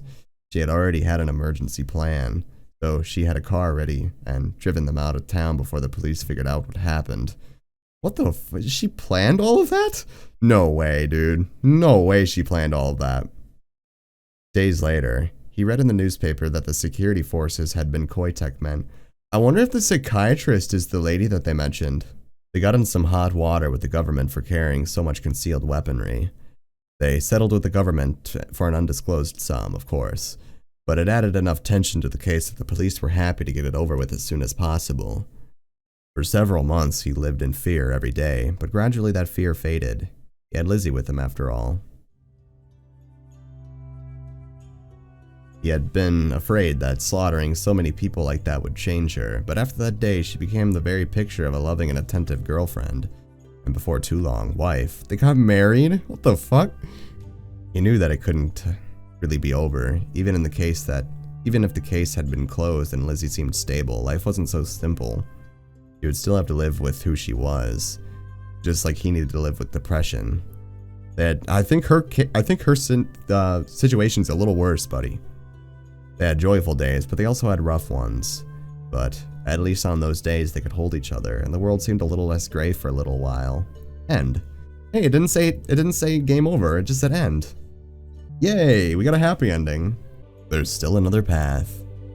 Okay, I wasn't expecting to get another full ending. I was expecting to just like die. What happens if I just hide? Does the same thing basically probably the same thing happens. I trust you, but we can't run. That'll just make them focus on us. But here, let's get you cleaned up. He guided her through back alleys and tents to get further away from the crime scene, then left her there while he saw what he could do about her clothes. Unfortunately, when the police started questioning people, they focused on high school students. The questions were all about if they'd seen the two arguing, or if anyone had followed them. Lizzie somehow faked perfect tears and remained mostly silent. Meanwhile, John didn't try to tell any clever lies or mislead them. He just maintained that they didn't know anything and didn't see how something like that could happen. For once, his experience of feeling numb to everything was useful. But after the police left, the security forces in unmarked clothes came. They listened to the same story, but then took them in without an explanation. Lizzie realized and struggled, but it was too late. Soon, the two of them were in separate rooms in the police station. He still hadn't gotten any insignias, but the men acted like they were real authority and John didn't want to anger them. So he didn't question their right to hold them like this. Several questions in, he heard Lizzie cry out so loudly that the sound pierced even the thick walls. It sounded like his name, but no matter how long had passed, he couldn't be sure. He never saw Lizzie again after that. Never got any answers. No charges were brought against him. He was sent back to high school and given a heavier dosage of Paxitine. Not that it mattered. With Lizzie gone, his soul seemed to crumple. He had always thought the sky looked gray, but now it was darker every day. Okay. I'm assuming she's dead or something, or just like fucking caged like an animal. Yep, that ending was definitely not good. I'm gonna go with the happy ending where they got married and say that that's the canon ending for this route. The other two endings don't feel right. Make a break for it. She took another step closer, and holding the axe, John couldn't take it anymore. He ducked low and sprinted for the door, heedless of crashing against the wall. Don't run away. As he reached the front foyer, John dared to look behind him and saw Lizzie was right on his heels, still smiling. He gave a strangled cry and tried to put everything he had into running, but it didn't matter. Lizzie kept pace with him, and then slamming into the door brought him up short. He groaned at the impact, and then he felt her axe go straight into his back. John groaned in pain while Lizzie began crying. Why, John? You were the only thing I had. The only thing. She kept speaking through her tears, but each word was fainter and fainter. Soon all he could focus on was the metal of the axe, so deep inside of him. And when that sensation faded, there was nothing left. Oh, okay. So if we make a break for it there before she kidnaps us and put us in the basement, we die. Good to know. We got locked in the basement, we looked for tools twice. And now he's actually going to use the tools, so... Using the screwdriver he had found earlier, John began to work on the metal cupboard. The lock appeared to be a simple one, and he could just wedge the screwdriver between the doors. He was afraid he'd make marks that Lizzie might notice, but the cupboard was already a battered old thing. After a lot of tedious poking at it, John was starting to worry he wouldn't accomplish anything. He was afraid he might make marks that Lizzie might notice. The cupboard was... Alright, I already read this.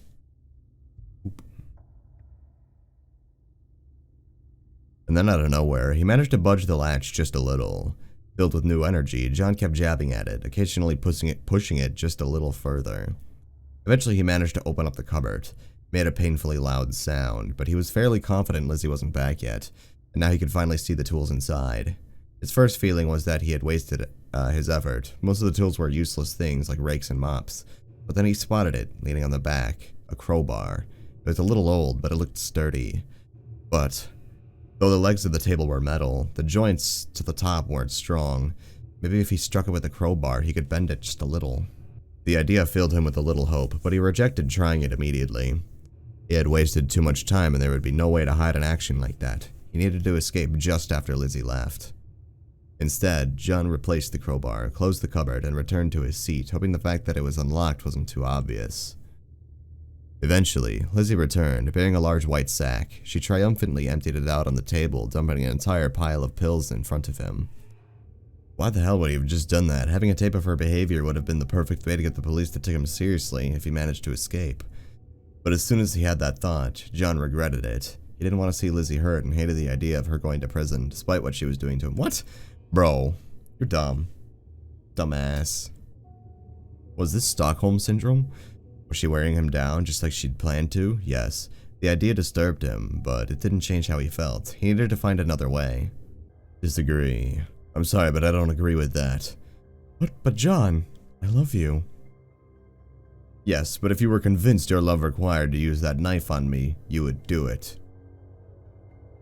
Aw, that's so sweet. What? If you were afraid of me, you would never have been able to have been so honest. But even with all my weapons right here, you didn't try to lie to me. Oh, John, I hope you're wrong. I would never, ever want to hurt you. I hope you're wrong?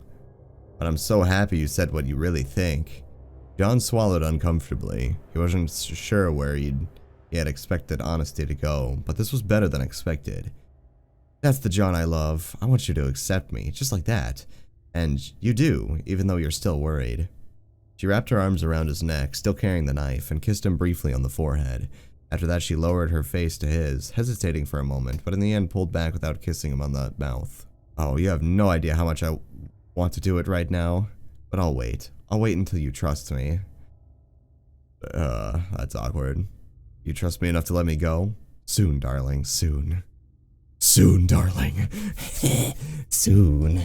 Very soon. Once the drugs kick in, then you stop thinking for self. On Saturday, Lizzie announced she wanted to make a huge meal for the both of them on the last day. Okay. As soon as he was sure she was actually gone, John got up and took a deep breath. He didn't have much time left before the vacation was over, but what did he want to do? Obviously, I want to use the crowbar to escape the shackles. John carefully retrieved the crowbar and then stood by the table for a while, just trying to motivate himself enough to actually do it. Eventually, he decided he didn't have a choice. He couldn't come this far and back down. He took a deep breath, pulled back, and swung. His first blow glanced off uselessly, and he nearly gave up then, but he forced himself to try again. This time, the table creaked. Blow after blow, he slowly bent the table leg inward. It made a horrible noise, but that just motivated him to hit it harder. There was no hope of going back now. At last, the table legs stuck inward at an awkward angle. John dropped the crowbar and bent over, catching his breath. He knew he should check if it was enough, but now he almost didn't want to. Eventually, he bent down and tugged all this at the shackle attached to the table leg. With enough tugging, he managed to pull it off. Then he was free. Maybe. Suddenly unable to deal with the uncertainty, John grabbed the loose chain so he wouldn't trip over it and rushed for the stairs. Yes, the door was unlocked. He stepped out of the hallway and took a deep breath. Lizzie might have locked the front door, but he could always break a window if necessary. But now that he'd gotten this far, John hesitated. What now? Obviously, I need to escape. So we're gonna try to escape first. Whatever he needed to do, he couldn't be found breaking out by Lizzie. Maybe he could go to the police, maybe just run away, but whatever he decided, he needed to get out of here fast. John started to run for the door, but the chain almost immediately made that difficult. He gathered up as best he could and headed for the door. It was locked, just as he had suspected. But he went back to get the crowbar that made short work of those house's windows. After gingerly climbing over the broken glass, he dropped down to the yard. He was free. For a moment, he just stood there, uncertain what to do with that. Part of him wished he had thought to bring his homework. Then he realized that was idiotic. It didn't matter after all this. Yeah, it's just, bro, imagine you break out of a captive situation and your first thought is, fuck, I left my homework in there. And you, like, have to have an internal struggle to see if, like, you go back for it. You're just like, good college, freedom. Good college, freedom. Freedom. John began moving down the street, trying to get his wits about him. The first thing he needed to do was get further away from the house. But the second thing was to decide exactly what he wanted to do.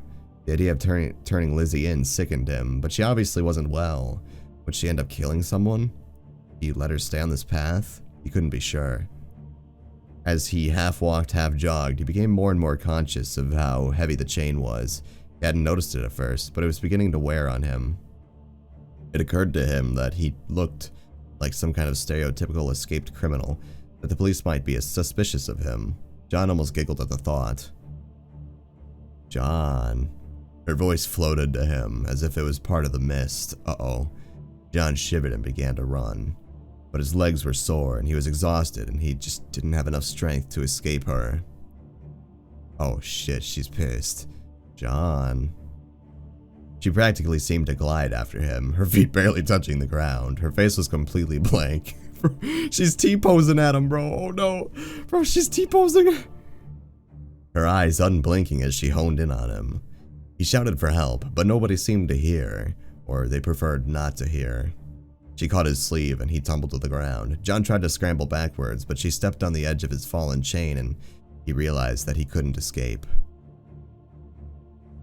John. Why'd you leave? Will you even listen to anything I say? Walking closer, Lizzie bent down towards him, axe ready. To his surprise, he saw a tear roll down her cheek. I'm sorry, John. This is my fault. Just watching you. We had something good and pure, and I destroyed it. I destroy everything. Good and pure? I used to stalk you from the shadows, but then I kidnapped you and everything went south. Her words sounded similar to some of his own darkest thoughts, but it was too late for that. Too late for anything. John swallowed and let the mire of depression consume him. Go on then. Do what you're gonna do. I never wanted to hurt you, John. I would rather die. You don't believe me? Well, I mean it. I meant every word. Without warning, she lifted the axe and plunged the spike end into her own chest. Oh!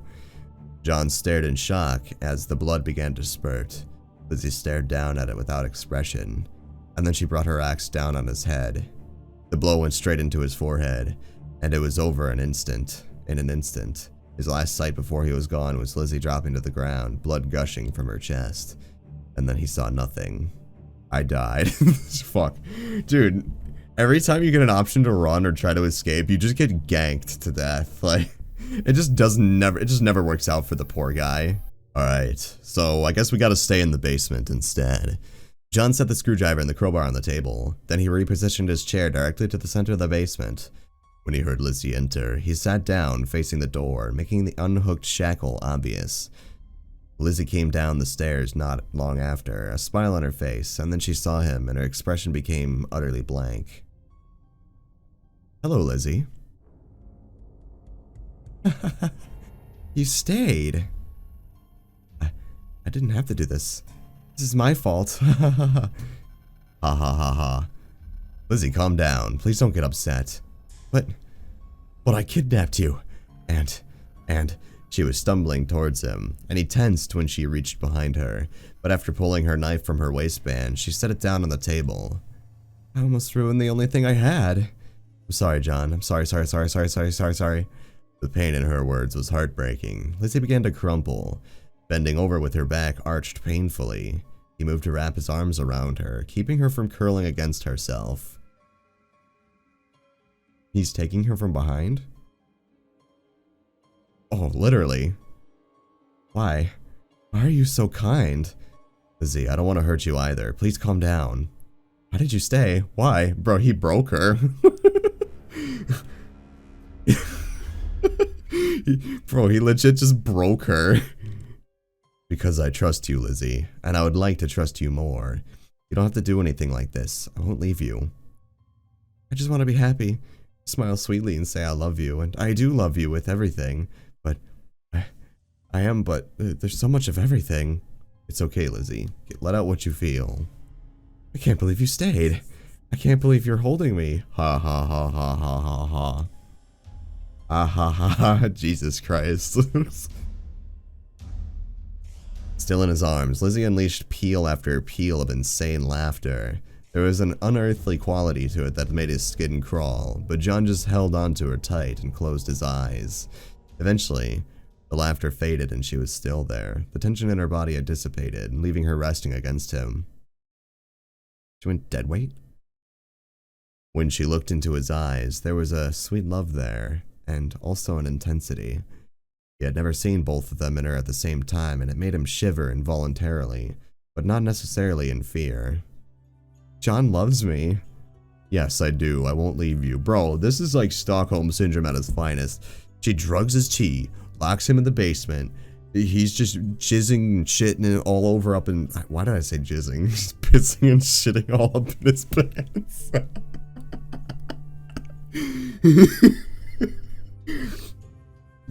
And then he just decides to stay when he can just leave and be free. I never thought it could be like this.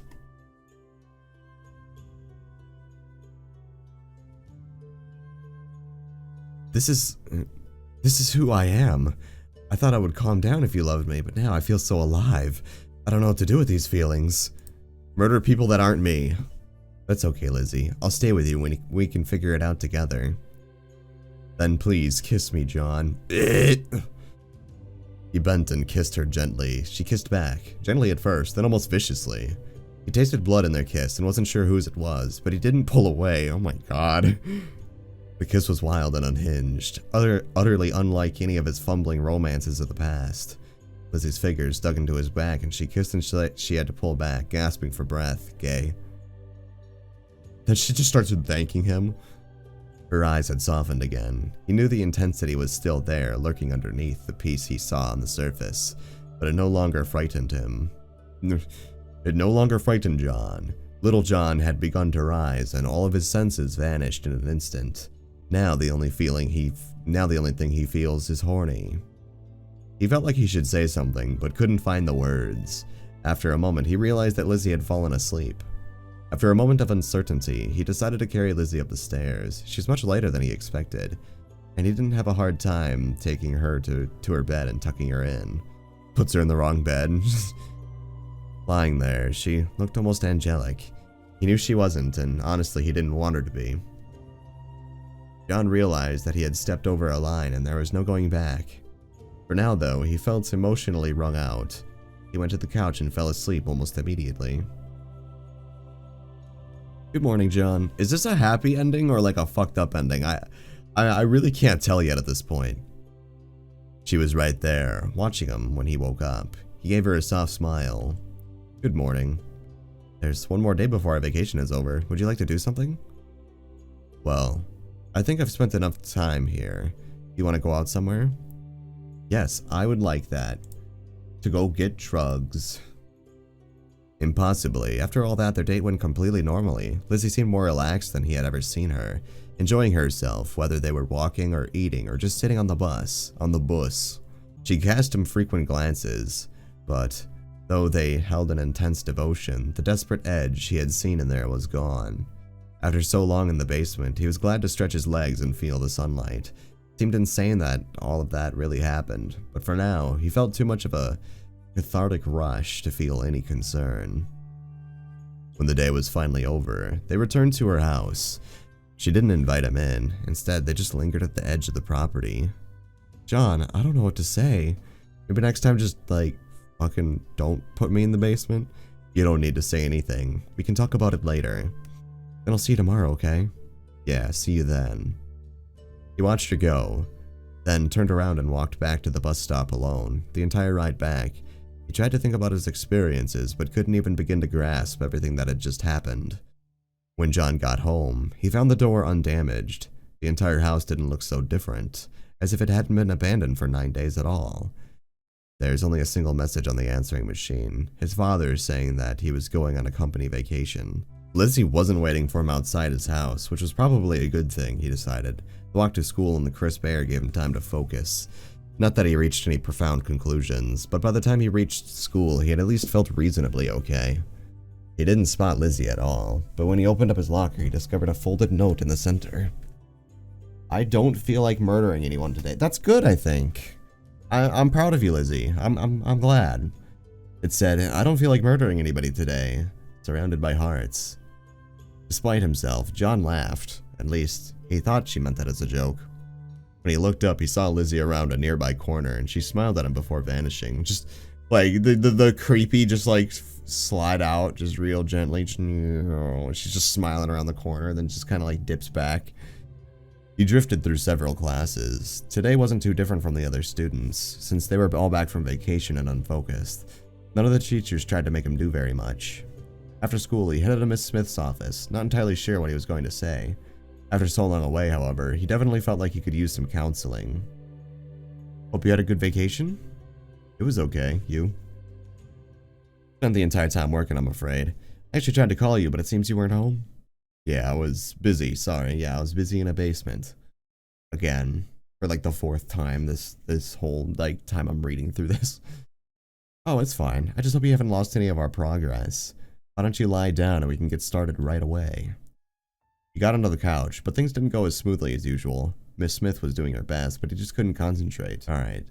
So, we are going to ask for more Paxitine this time. Didn't you have enough to last you through the end of the month? Well, I feel like it's not enough. Could I take a double dose? I don't recommend it. But what I can do, however, is prescribe you a much stronger formulation of Paxitine. Does that sound fine? Yeah, okay. I wouldn't normally do this, but you've been responsive to the normal formulation, so hopefully this will help you improve your condition further. She gave him a new bottle of pills. They looked basically the same as the old ones, even the label wasn't much different, but he would take whatever he could get. Within a week, he already felt different. Not better. It was as if all his emotions had been flattened into a single gray line, leaving him impervious to the world around him. In some ways, it was comforting. He never woke up too depressed to move and did his work every day, but he also never woke up happy. But the longer he was on the medication, the less he cared about that. The only thing that bothered him at the beginning was that his thinking seemed to have been flattened as well. Only a trickle of mundane thoughts occupied his mind. In time, that seemed like enough. After all, it was easier not to think about what Lizzie had done to him, or about how she was acting more and more erratically now. John. You aren't the John I wanted, but you will always, always be my John. You aren't going to say anything anymore, are you? Then you're going to be mine. I'll take care of you forever. Not the ending I was expecting here. I was just expecting her to try to kidnap him again or something. Or just kill him because he's not the John she wants.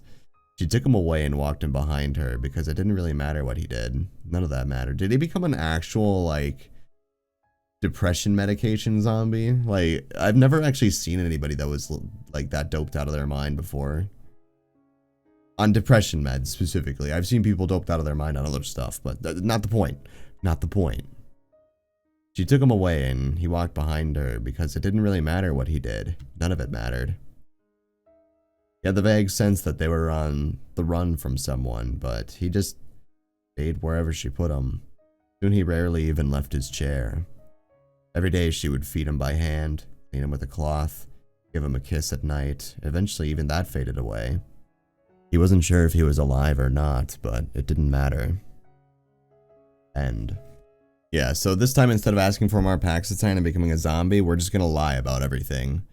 I don't know, this vacation was weird. I felt okay. Not great, but okay. Were you able to take a trip with your family? A change of scenery might have done you some good. Nah, we didn't do anything, but I guess a few things have changed for me lately. Maybe you're right. Apparently Miss Smith thought he was doing better, because she ended their session early and let him go home. On his way out, he spotted Lizzie watching him from the shadows. He smiled at her and she smiled back, but that was all. And for now, that was enough. John started walking. The school year got away from him a little. Despite everything he had been through, John found himself returning to something like a routine. His time with Lizzie was strange. At times she was even sweeter and more devoted than before, but occasionally she showed flashes of something else. Once, when a classmate happened to smile at him, Lizzie was at length about how she wanted to dismember the other girl one limb at a time. John just held her and stroked her hair. Maybe he was going crazy, but he no longer minded those parts of her. I guess she doesn't kill the lab partner in this route, since we got kidnapped and didn't sleep with her. He much preferred that Lizzie was one who tried to hide her true nature from him. Maybe he was going crazy, but he no longer minded those parts of her. He much preferred that Lizzie to the one who tried to hide her nature from him. He wasn't sure if it was his imagination, but he almost felt like there was a little more color in the sky than there had been before. Wait, that's good. He's seeing colors. On occasion, he still headed to the library to try to look up more about Koitek. See if he could find out more about Lizzie's condition. It wasn't going terribly well. All he had to go on was old microfilm and random ideas, which was part of why he brought Lizzie, but she seemed uninterested. Eventually, he sat back and pondered how to go forward. This isn't working. I need to come up with something else. When I was at your house, you made some pretty strong statements about Koitek. You know anything about them? Nothing specific, I just have a strong feeling that you shouldn't get involved. Well, I think you are right about the Paxitine, so I'm happy to take you seriously. But I don't think I want to go full conspiracy theory yet. And even if it was true, what could we do? I mean, we're just a couple of kids. It's not like their secrets will be printed on the local paper. Maybe it's best that we don't try to worry about them for now. For now, sure, but later. Is there any chance that we could learn more about you? Not to try to change you, Lizzie, but I want to know you. Don't you? I don't care, but if you think it's important, then it's important to me too. But yeah, maybe now isn't the best time. We're too young to deal with something like this. You're never the right age to deal with something like that, dude. If any of this is true, I wonder if we'll ever be old enough for it. Okay, John's got a little bit of... John has sense when it comes to literally everything besides her. Like, John seems pretty smart overall, but not when he's thinking with little John. There's something I wanted to ask you. It's not so important, but it's soon, and it matters to me. Of course, go ahead. What is it? The county fair is coming up next month. Can we go together? Oh, you're finally here. This is gonna be so much fun. I'm glad to spend it with you, but honestly, I haven't gone to the fair in a few years. Sure, we'll have fun. Besides, the important thing is knowing that people will see us together. Guys don't talk like that? No. For most guys, it's about getting laid. Well, I want to do that too. But first, let's check out all the attractions first. The only attraction here is you, and I'd like a ticket to ride. I hate myself. For a while, they just wandered, checking out all the attractions. Since the fair was still getting started up, it was easy to grab some food and cotton candy, which Lizzie happily fed to in pieces while they walked. Honestly though, the idea of people thinking of them as boyfriend and girlfriend felt wrong. Too trivial. He wasn't sure what word was appropriate for them, after everything they had been through together. But he was certain that he was more committed to Lizzie than he had ever been to anyone. And the way her eyes met his, not trying to hide the madness within, he felt very this guy's so fucked up, dude. He felt very at peace with their relationship. It felt right, whatever it was. Oh, is that a knife throwing booth? Huh, I suppose. You want to try it? Bro, this is the only one where she just said straight, where he actually asked to try it. Oh, okay, this is definitely new. Of course I do. The man running the booth looked pretty sleazy, and John was fairly certain the game was rigged somehow. There was a big guy in line in front of them who only got a knife into one target and seemed pissed about it. Well, you want to impress your lady friend? We have some nice prizes if you can get a few knives in. Actually, she'll be throwing. Eh? Be careful you don't cut yourself, little lady. These knives are shit. Look, we can't have people getting hurt. It doesn't matter. Lizzie proceeded to, God, she's making the crazy faces, dude. Lizzie proceeded to hit the target with every single knife. She didn't just throw them. Her arm lashed out like a snake, and the next second, the knife was deep into one of the targets. The man running the booth just looked irritated that his game was beaten, but he begrudgingly showed them the wall of prizes. Lizzie clapped her hands gleefully. Oh, what should we get? You won. What do you want? I guess. How about the big teddy bear on the top? I can take anything I want, right? Just take what you want and go. John took down the bear and handed it to her. She hugged it with a cute little squeal and then skipped away. John followed with an odd expression. Stuffed bear? Really? I like taking them apart. Oh my god. I like to pretend I'm murdering them. She casted a quick glance at him, hesitant for a moment, but he smiled at her and she went on. As in, limb from limb, it helped calm me down before I found you. I like to roleplay murder, so that if I ever have to murder somebody, including you if you try to leave me, then I can pretty easily. Well, maybe we'd better not do that in public. If you want dismemberment bears, we can get dismemberment bears. Oh, how sweet, bro. He's just so open to all the craziness now. He's like, bro, I'm not gonna lie, it's kind of hot, dude. I'm kind of into it. Seeing her win the game so effortlessly had him a bit curious, though. When John spotted a high striker booth, he directed them towards it. Kinda marveled at the pole with the bell at the top. He'd seen them in pictures, but he hadn't been sure they actually existed anymore. Some classmates he barely recognized were trying their luck at the moment, swinging the hammer high overhead and bringing it down to the target as hard as they could. None of them could get the slider more than halfway to hit the bell, though. You want to give it a try? Yeah, let's. He gave the pad at the base of the pole his best swing. The slider went up about halfway, like most of his peers. He was happy with that. He expected to do a lot worse.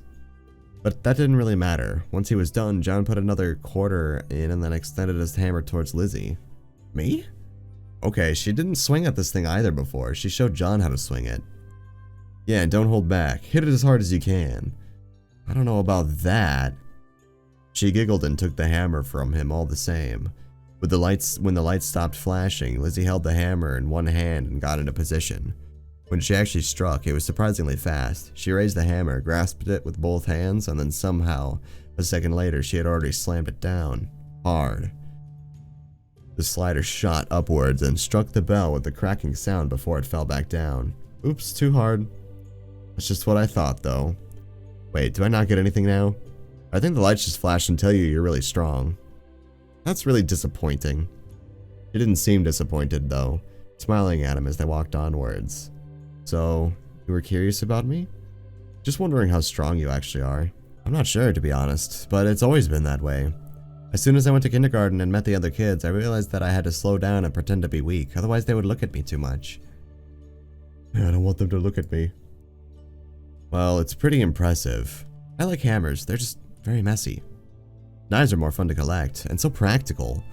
But what really feels best in my hand is an axe. I'm not sure what. Can't imagine why. Can't imagine at all. This might be another conversation better left for private. Hee hee. Okay. They walked onwards, just chatting and enjoying each other. John almost forgot about the fact that he was carrying the giant stuffed bear, but he got a reminder when he heard an unpleasant snicker. Are you fucking serious? Yutsuki came here to play around with stuffed animals? Yeah, she's gonna practice on it later for you, asshole. One of his classmates was there with his girlfriend, pawing at her chest while she giggled and swatted at his hands. They both leered at John and Lizzie holding hands. I mean, what are you, 12? Once, taunts might have bothered him, but now John didn't care. He didn't even have any desire to prove that his friend was wrong. When he thought about what he had with Lizzie, he felt her squeeze his hand, and he just didn't care. Come on, let's ditch these losers. His classmate's girlfriend led them away, and John didn't really care about that either. When he gave Lizzie a smile, though, she seemed a little irked. You can just ignore them, you know. Yes, but that won't be satisfying. Come on, I think this is where she sucks his dick or some shit. Or like,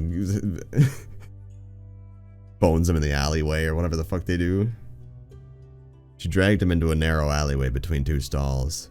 A little ways down, there was a closed-off space in between several of the temporary stalls. Surrounded on three sides, the sounds of the fair seemed softer. He became very aware of how alone they were as Lizzie slid off her jacket. Yeah, this is where they bone. I'm just gonna skip this part. You have no idea how much I enjoyed that. We fit together so perfectly. It's like we were made for each other. And she says it with that face, dude. She says that with that face. He leaned back against the wall, needing a moment to catch his breath. That good, huh? Lizzie stood up and gave him a hug before putting her bra, shirt back on. Wow, that felt amazing. Maybe give me a break, though? Lizzie giggled mischievously and took his hand to pull him away from the alley. Okay, but not too long. Soon they headed back out of the alley. John felt like everyone must have noticed, but nobody even looked at them. Actually, things outside seemed different. He frowned and glanced at Lizzie, who paused for a moment and then nodded. Something wrong? Sounds in the distance aren't normal. There's too much tension. As soon as she said it, he realized that she was right. It didn't sound like people were talking and having fun. They were upset about something. They glanced at each other briefly, nodded, and headed towards the source of the commotion. Soon they arrived at a densely packed group of people clustered around the line of police tape. You could see a few cops moving within it, and spinning lights lit the entire scene in strange colors, but he couldn't tell what happened. Lizzie frowned, pondering something. She nodded her head towards the crowd. So he headed forward to learn more. He found a familiar face in the crowd and tapped her shoulder. Hey, what's going on? Oh god, it's horrible. Someone from our school was killed. His face it was taking off. Taken off entirely. They're still trying to identify him. Oh shit, do they know who did it? Can't believe this, but they said it was some girl from our school. She stabbed two of the police officers, like with a knife. They were rushed to the hospital. Whoa, what about her? They shot her? Seriously? Or at least that's what I heard. I just got here in time to see the body before they covered it up, but I didn't see the violent part. How horrible. Thanks for telling me, though. His classmate went back to staring at the crime scene. So he let himself drift back to Lizzie. Her eyes had grown serious, so he followed her as she put some distance between them and the crowd. Normally I would have guessed it was you, but no, it wasn't. I would kill anyone who got between us. Anyone you wanted me to, but I wasn't involved with this. Do you have some idea, though? There was another girl, not like me, but similar. In our school, really? Her mother knew Abby. They got kicked out of Koitek programs together. What, the same reason? Being pregnant? You gotta be kidding me. I never liked her. We rarely spoke. But I think she could have been capable of this. Then, what do we do now? I think we should go. Stay far away from this. I'm not arguing with you there. She went with him to his door and he kissed her goodnight. They both knew that things hadn't been entirely settled. Not yet. He tried to watch the news, but it was all meaningless speculation about what could have caused the girl to murder her boyfriend so brutally. He had to turn it off only after a few minutes. Though there were still more questions, when he went to bed, he found they slipped away from him and he fell asleep remarkably quickly. That night, he had a dream that Lizzie had murdered both of his classmates. He saw her standing over their torn open bodies, covered in their blood. Little did I know that I was really into it. That dream ended up being a wet dream that I can't legally describe on candid camera. So I'm going to leave that for the imagination now. She saw him and bared her teeth in a smile and then kissed him, and then it wasn't a bad— Oh my god, I was kidding! Bro, ew. No.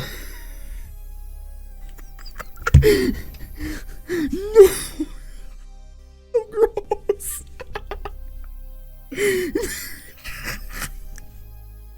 The next morning, John woke up feeling the best he had ever felt in a long time. He had to remind himself that most people would be in mourning over the two murders the night before. Yeah, not getting fucking horned up over them. The school had the flag at half-mast, and a class was cancelled so they could have a special assembly about the incident. It basically meant nothing to him, and to most of the other students as well. It seemed to have shaken everyone else to the core, but John still felt good. Maybe that meant something was wrong with him, but he didn't really care. That day, he and Lizzie were even closer together than before. When he saw her eyes light up whenever she looked at him, he felt like he really could be together with her forever. After school, he got a call to go to Miss Smith's office. He considered just not going at all. He wanted to spend the evening with Lizzie, but the note seemed urgent. When he arrived, he found Miss Smith with a rather grim expression on her face. "John, I hope you're doing alright after the incident. I understand that the boy who died was a friend of yours." That felt like an eternity ago, but he realized that it was more or less true. He shook his head slowly. "An old friend, but yeah, it's hard to believe." "Well, I thought we should have a conversation." Did she not bring Lizzie into this one? "It's okay, Miss Smith. I feel like I'm doing okay. There are other students who probably need help more than I do." "I'm afraid I must insist. Lie down." He almost defied her then, but in the end decided to do as she asked. Therapy sessions always made him feel better. It couldn't hurt. No reason to draw attention to himself or Lizzie after all. "Alright, what do you want me to talk about? My feelings about the incident?" "No, there's no time for that today." "Huh? I need you to relax immediately." Is she gonna stab me instead of the... Bro, is she sedating me? Was she evil the whole time? John began to settle back. Well, I think she did call the Koitek people in the one ending. I still believe that, but... John began to settle back into the couch, letting her words become a meaningless hum, and for the first time, he realized how wrong that was. He lay there, apparently relaxed. As he tried to think back to their past therapy sessions, the more he thought about them, the more he realized an ominous pattern. He could barely remember any details. They would chat for a while, then the rest of their session was just a white haze. "Ready? I need you to remain calm and come with me." She spoke flatly, as if she expected to be obeyed without question. What was this? Some sort of hypnosis? Well... Realizing she might get upset, John slowly got to his feet. He wasn't sure how he was supposed to act, but he settled for straightforward obedience. Delayed response. "Have you been taking your Paxitine lately?" He gave a half shrug and just stared back at her. Miss Smith frowned, then shook her head and gestured for him to follow. "I suppose it doesn't matter. All of this is normal. You want to follow me and await instructions." John had no choice but to do so as she left the building, but inside he was panicking. What was he supposed to do now? If he'd seen Lizzie, he could have begged her to follow with his eyes, but he didn't see even a hint of her, not even watching him from around the corner. They walked outside and Did she already kidnap Lizzie? They walked outside to the parking lot when Miss Smith opened the passenger seat of her car door and gestured for him to get in. He stepped inside and tried to keep the tension off of his face, instead just staring forward. They didn't drive very far, just to a warehouse a few blocks away from the school. It looked half abandoned, but when their car approached, the gates and then one of the garage doors opened for her. Inside were multiple armed men in gray body armor. Oh shit, I think we just found their hideout, dude. He didn't see any insignias on them, or any indication of who they worked for. Why don't you take a seat, John? This shit just actually got real, dude. He had a wet dream, and then he had the most realest day of his life. He got out of the car to obey, but then spotted the blank white table and two chairs placed in the center of the warehouse floor. Sitting down, he tried to stare blankly at the table, even as he analyzed what it held. There were two metal briefcases, and, just to make things strange, a box of surgical gloves. Remain calm, but focus on me, John. You're aware of your surroundings, but willing to accept what I say. Huh? Not the most elegant of lies, but it seemed to work. Miss Smith barely even glanced at him, instead pulling a pair of surgical gloves. We brought you here for your own protection, John. I'm afraid your girlfriend is not who you believe she is. Lizzie, what's the problem? Is she okay? I'm afraid not. Not even close. Years ago, Koitek was an innovative company on the very forefront of biochemical research, but I'm afraid some of the company's founders were less than ethical. What does this have to do with us? Shut up, I'm getting there. Testing standards were rather lax. In particular, there was a certain test of mood drugs that should probably never have been certified. Dozens of lawsuits were settled for families that suffered in the tests. That is right and good. Koitek acknowledges the mistake of the past. Unfortunately, some of those mistakes were more enduring. 4 pregnant women participated in the test without disclosing their pregnancies. They were, of course, removed as soon as their condition was realized, but it was too late for the embryos. One became completely non-viable and was stillborn. There's conflicting evidence around the second, but it appears the boy may have committed suicide at a young age. But we're concerned with the last 2. The girl they shot and Lizzie, I'm just assuming. One of them was the murderer who the police put down last night, and the other was Lizzie Doss. Huh? You're saying that Lizzie's some kind of condition? No shit. You think? No, she's completely normal and sane and is completely fine. There's absolutely nothing wrong with her whatsoever. Like, bro. Early investigations suggested both girls turned out normal, so the matter was closed, but recent events make it seem very likely that both of them were deeply disturbed. You think? I'll be blunt, the girl is not remotely stable. She's a danger to herself and to others. Did they really think that would work? That he would just nod and accept that story with guards all around them like paramilitary forces? Then again, perhaps she was counting on her therapy to have a controlling effect. Either way, all he could do was keep up his act. There was no doubt truth in what she was saying, and he needed to learn more. Then what do you want me to do? Why can't all of your guards take care of it? John, we don't want to hurt the girl. Not at all. We want to help her. We would prefer she came in quietly. The implicit threat hung in the air. John swallowed and nodded. Then what am I supposed to do? The girl trusts you. If you can administer a sedative to her, then we can hope to medicate her without any unnecessary struggling. Miss Smith opened up the first metal case, showing him a number of syringes filled with disturbingly bright liquid. They looked like chemicals that would melt metal, not ones that should go into anybody's body. If you're receptive to our plan, we will provide you with a variety of options. We have extra strength sedatives here, for example. However, based on the incident yesterday, I personally believe we may need more extreme options. I would advise you to use this one. Her fingers brushed the last syringe of the briefcase, one filled with a bright red liquid. This is a modified version of the chemical that Lizzie was exposed to in the utero. Wouldn't that be really dangerous? I don't like that smile. Her body can barely handle the level of exposure she already received. An additional dose should lock her down entirely. Her words say I want to help. Her smile says I do not want to help you at all. I want you to die. And you expect me to convince her to be injected with something like that? It doesn't need to be injected intravenously. Autopsy of the other girl indicates the chemical has a substantial effect on the muscle tissue, so an injection into any muscle would be effective. Autopsy. This was more of a conspiracy than he'd imagined. But there was no time to reel from that now. John simply nodded as if this was vaguely reasonable. Well, I want her to get the help she needs. Are you sure this won't hurt her?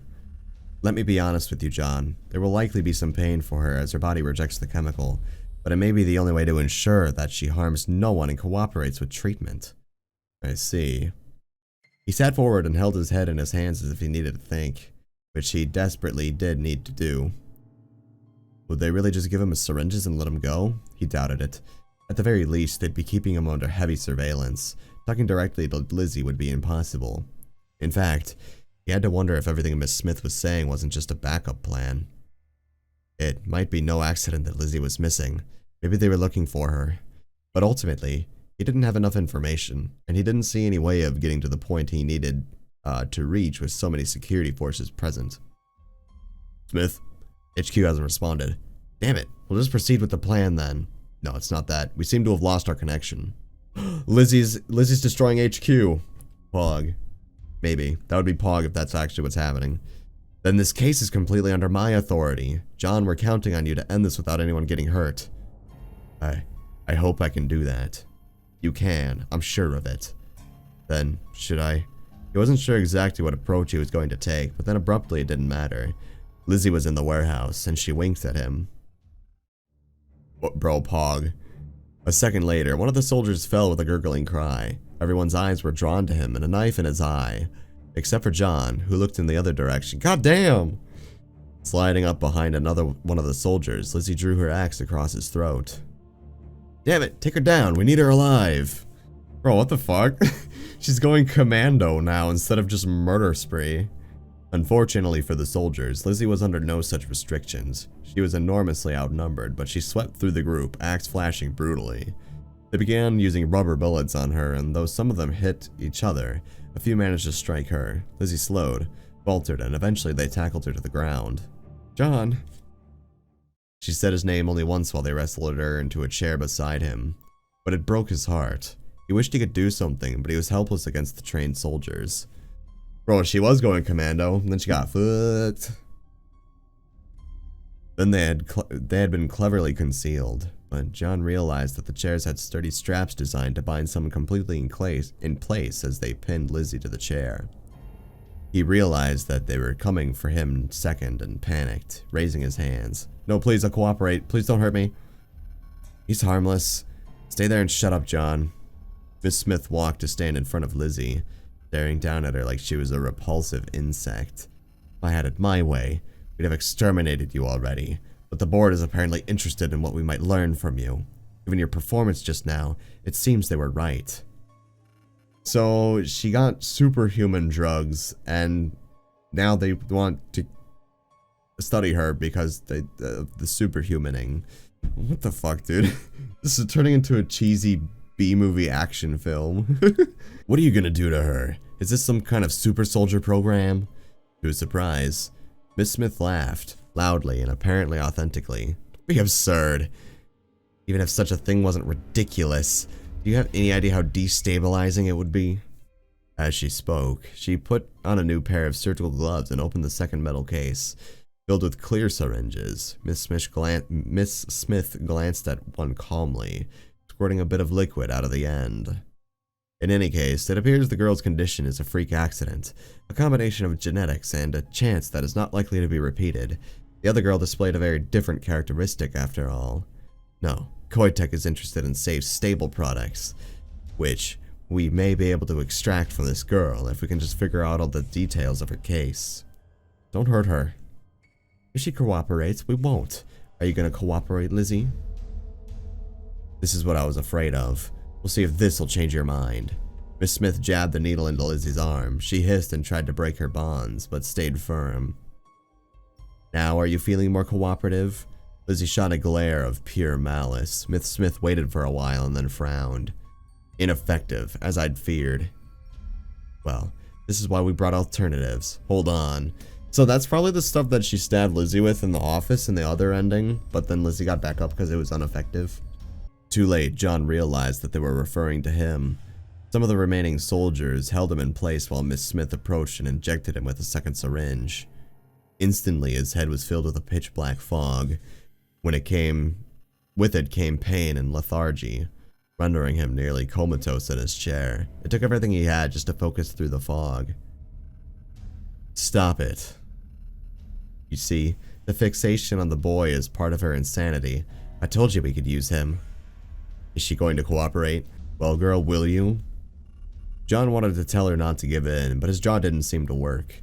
He couldn't even twitch when Miss Smith came closer and injected him with something else. This one took away the pain, but the world began spinning violently around him. The black fog in his mind swirled together with the world around him, and he could feel himself being dragged into an uncomprehending haze. Staying focused on reality was becoming difficult. Ghosts of everyone spiraling out from their bodies. Stop, you're killing him! No, I have no intention on doing that. This will already be enough of a mess. We can't afford any more legal conflicts. But enough of these. With enough of these, we can make him completely compliant. He'll say anything we want him to say, and everything that he is will cease to be. The words sent a wave of cold horror spiraling into the whirlwind around him, but it made Lizzie give a sobbing cry. As everything faded away, the last thing he heard was her desperate plea. No, please don't. Before he could hear anything else, John lost his last grip on reality. He tumbled down into a maelstrom of chemicals and emotions and chaos. It felt like he fell forever. And then suddenly it all stopped when he snapped his neck and died. The end. It It was as if he stood in the eye of a hurricane, swirling chaos all around him, but for the moment perfectly still. And in that moment, he saw a fever dream, fracturing time. In that moment, he knew that if he gave in, they would die. If Lizzie gave them what they wanted, they would die. Everywhere he turned, death. He knew that he was probably hallucinating, but he still searched for some path that didn't end in death, yet he found nothing. His mind grew lighter, and he could feel himself coming out of the stillness, back through the chaos. He knew that, unless he used this moment of clarity to do something, he would be lost. But what? There was death on every side, and even outside his hallucination. What could he possibly do? He was weak, Lizzie was trapped, and the enemy was all around them. Then one death stood out to him. He caught only insane flashes of things he couldn't understand, a glimpse of a willow tree, and then death. But unlike all the other points of light dancing in his vision that he was sure were hallucinations, this one felt real, heavy. It was death, but not death like this. He had no idea what it meant. Knew this was probably all his mind breaking apart. But he still lunged for that final death, bro. He's like, I know I'm going fucking crazy, but fuck it, dude. If I'm gonna die with style, bitch. Like, he jumps in there. He came back to himself, reeling but somehow standing. His world was cloaked in a dark fog, but he could see enough. Everything he had moments before seemed like madness to him, but abruptly he realized what he needed to do. Not even thinking about it, he lunged away from the soldiers towards the table, grabbed the bright red syringe, and plunged it into Lizzie's shoulder. What? They wrestled him away for a second, even the soldiers taken aback that he had moved like that. Miss Smith simply stared at him in shock. Are you insane? Yes. Yes, I really do honestly believe that he is insane. Maybe you are. Maybe part of my mistakes were thinking that you were normal in the first place. Well, we'll fix that mistake soon. That chemical was valuable. You're going to regret wasting it. But not as much as she was going to regret ignoring Lizzie. As the chemical pumped through her body, Lizzie became strangely calm. Her eyes were glassy and empty. But that didn't mean that she was sedated. Eyes still blank, Lizzie calmly tore through her restraint. Oh, no, she went superhuman, dude. He pumped the super drugs into her. Oh no. And rose to her feet. Ha. What? How is she? Uh-oh, she's going bad. She's going batty. She thickened and started laughing. Lizzie dissolved into a stream of erratic movements, almost faster than the eye could follow. Bro, this is so corny, I'm not gonna lie.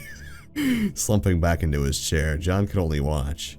She smashed one she smashed one soldier's head to the ground, and something gave a sickening crack. While the others were still recoiling, Lizzie lunged at the next and tore out his throat with her teeth. They were all panicking, trying to react to her moving even faster than before, but it was too late. Lizzie had picked up her axe. Oh, there it is. Watching her, John couldn't help but feel she was strangely beautiful. Her erratic movements smoothed out, becoming a deadly dance that sent sprays of blood away from her almost elegantly.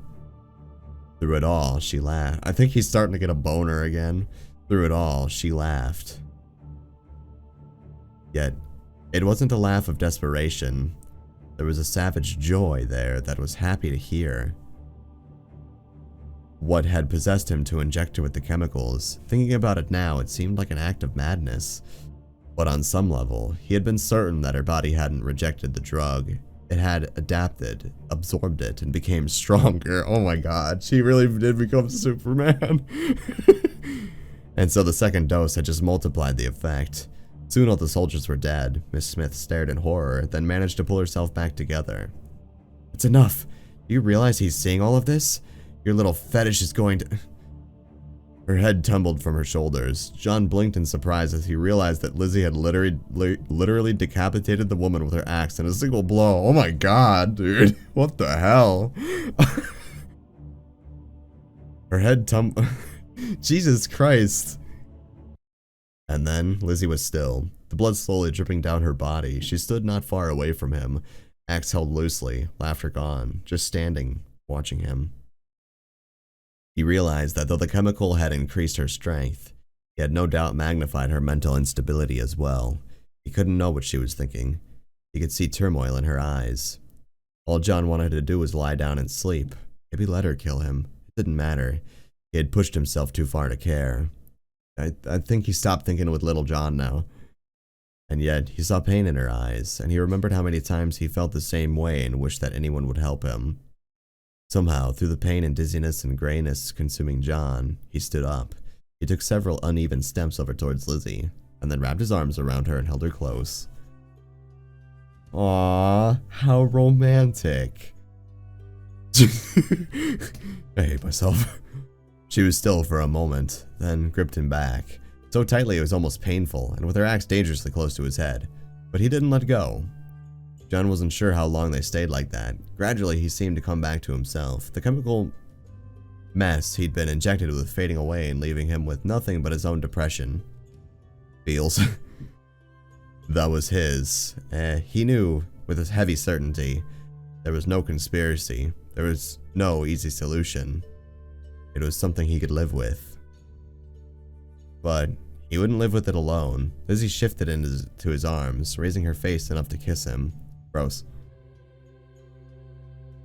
Sometime later, they both parted. He felt heavy, but he could move. Something vicious still lurked in Lizzie's eyes, but it was the viciousness he had come to love. Gross. You okay, John? Haha. Haha. Haha. You're asking me that. I'm fine. Whatever they did to me wasn't permanent.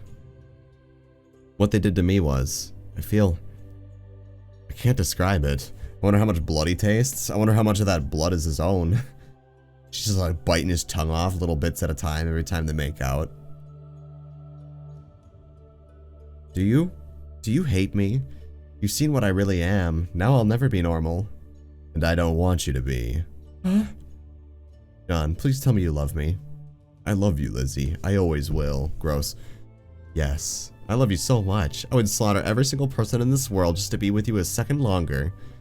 Well, let's hope you can get a better rate than 1 second for total genocide. Lizzie gave a brief little laugh. She sounded almost normal for a moment, and that single moment helped them both return to themselves a little. This really is a mess, bro. John's getting turned on again, bro. We'll have to leave. If we stay here too long, they'll find us. Is there any hope? I think they contacted Koitek headquarters about us. No, they didn't. I destroyed the communication systems first. She gave him an odd grin, a mix of nervousness and vicious satisfaction. I wanted to come after you right away, throw myself at them until they're all dead and you were safe. But then I remembered all my time with you. I want to be with you forever, John. We have to make that happen. But how? All of this. It'll hurt them too. They've already gone under government scrutiny. And the way they work with local police is definitely corrupt.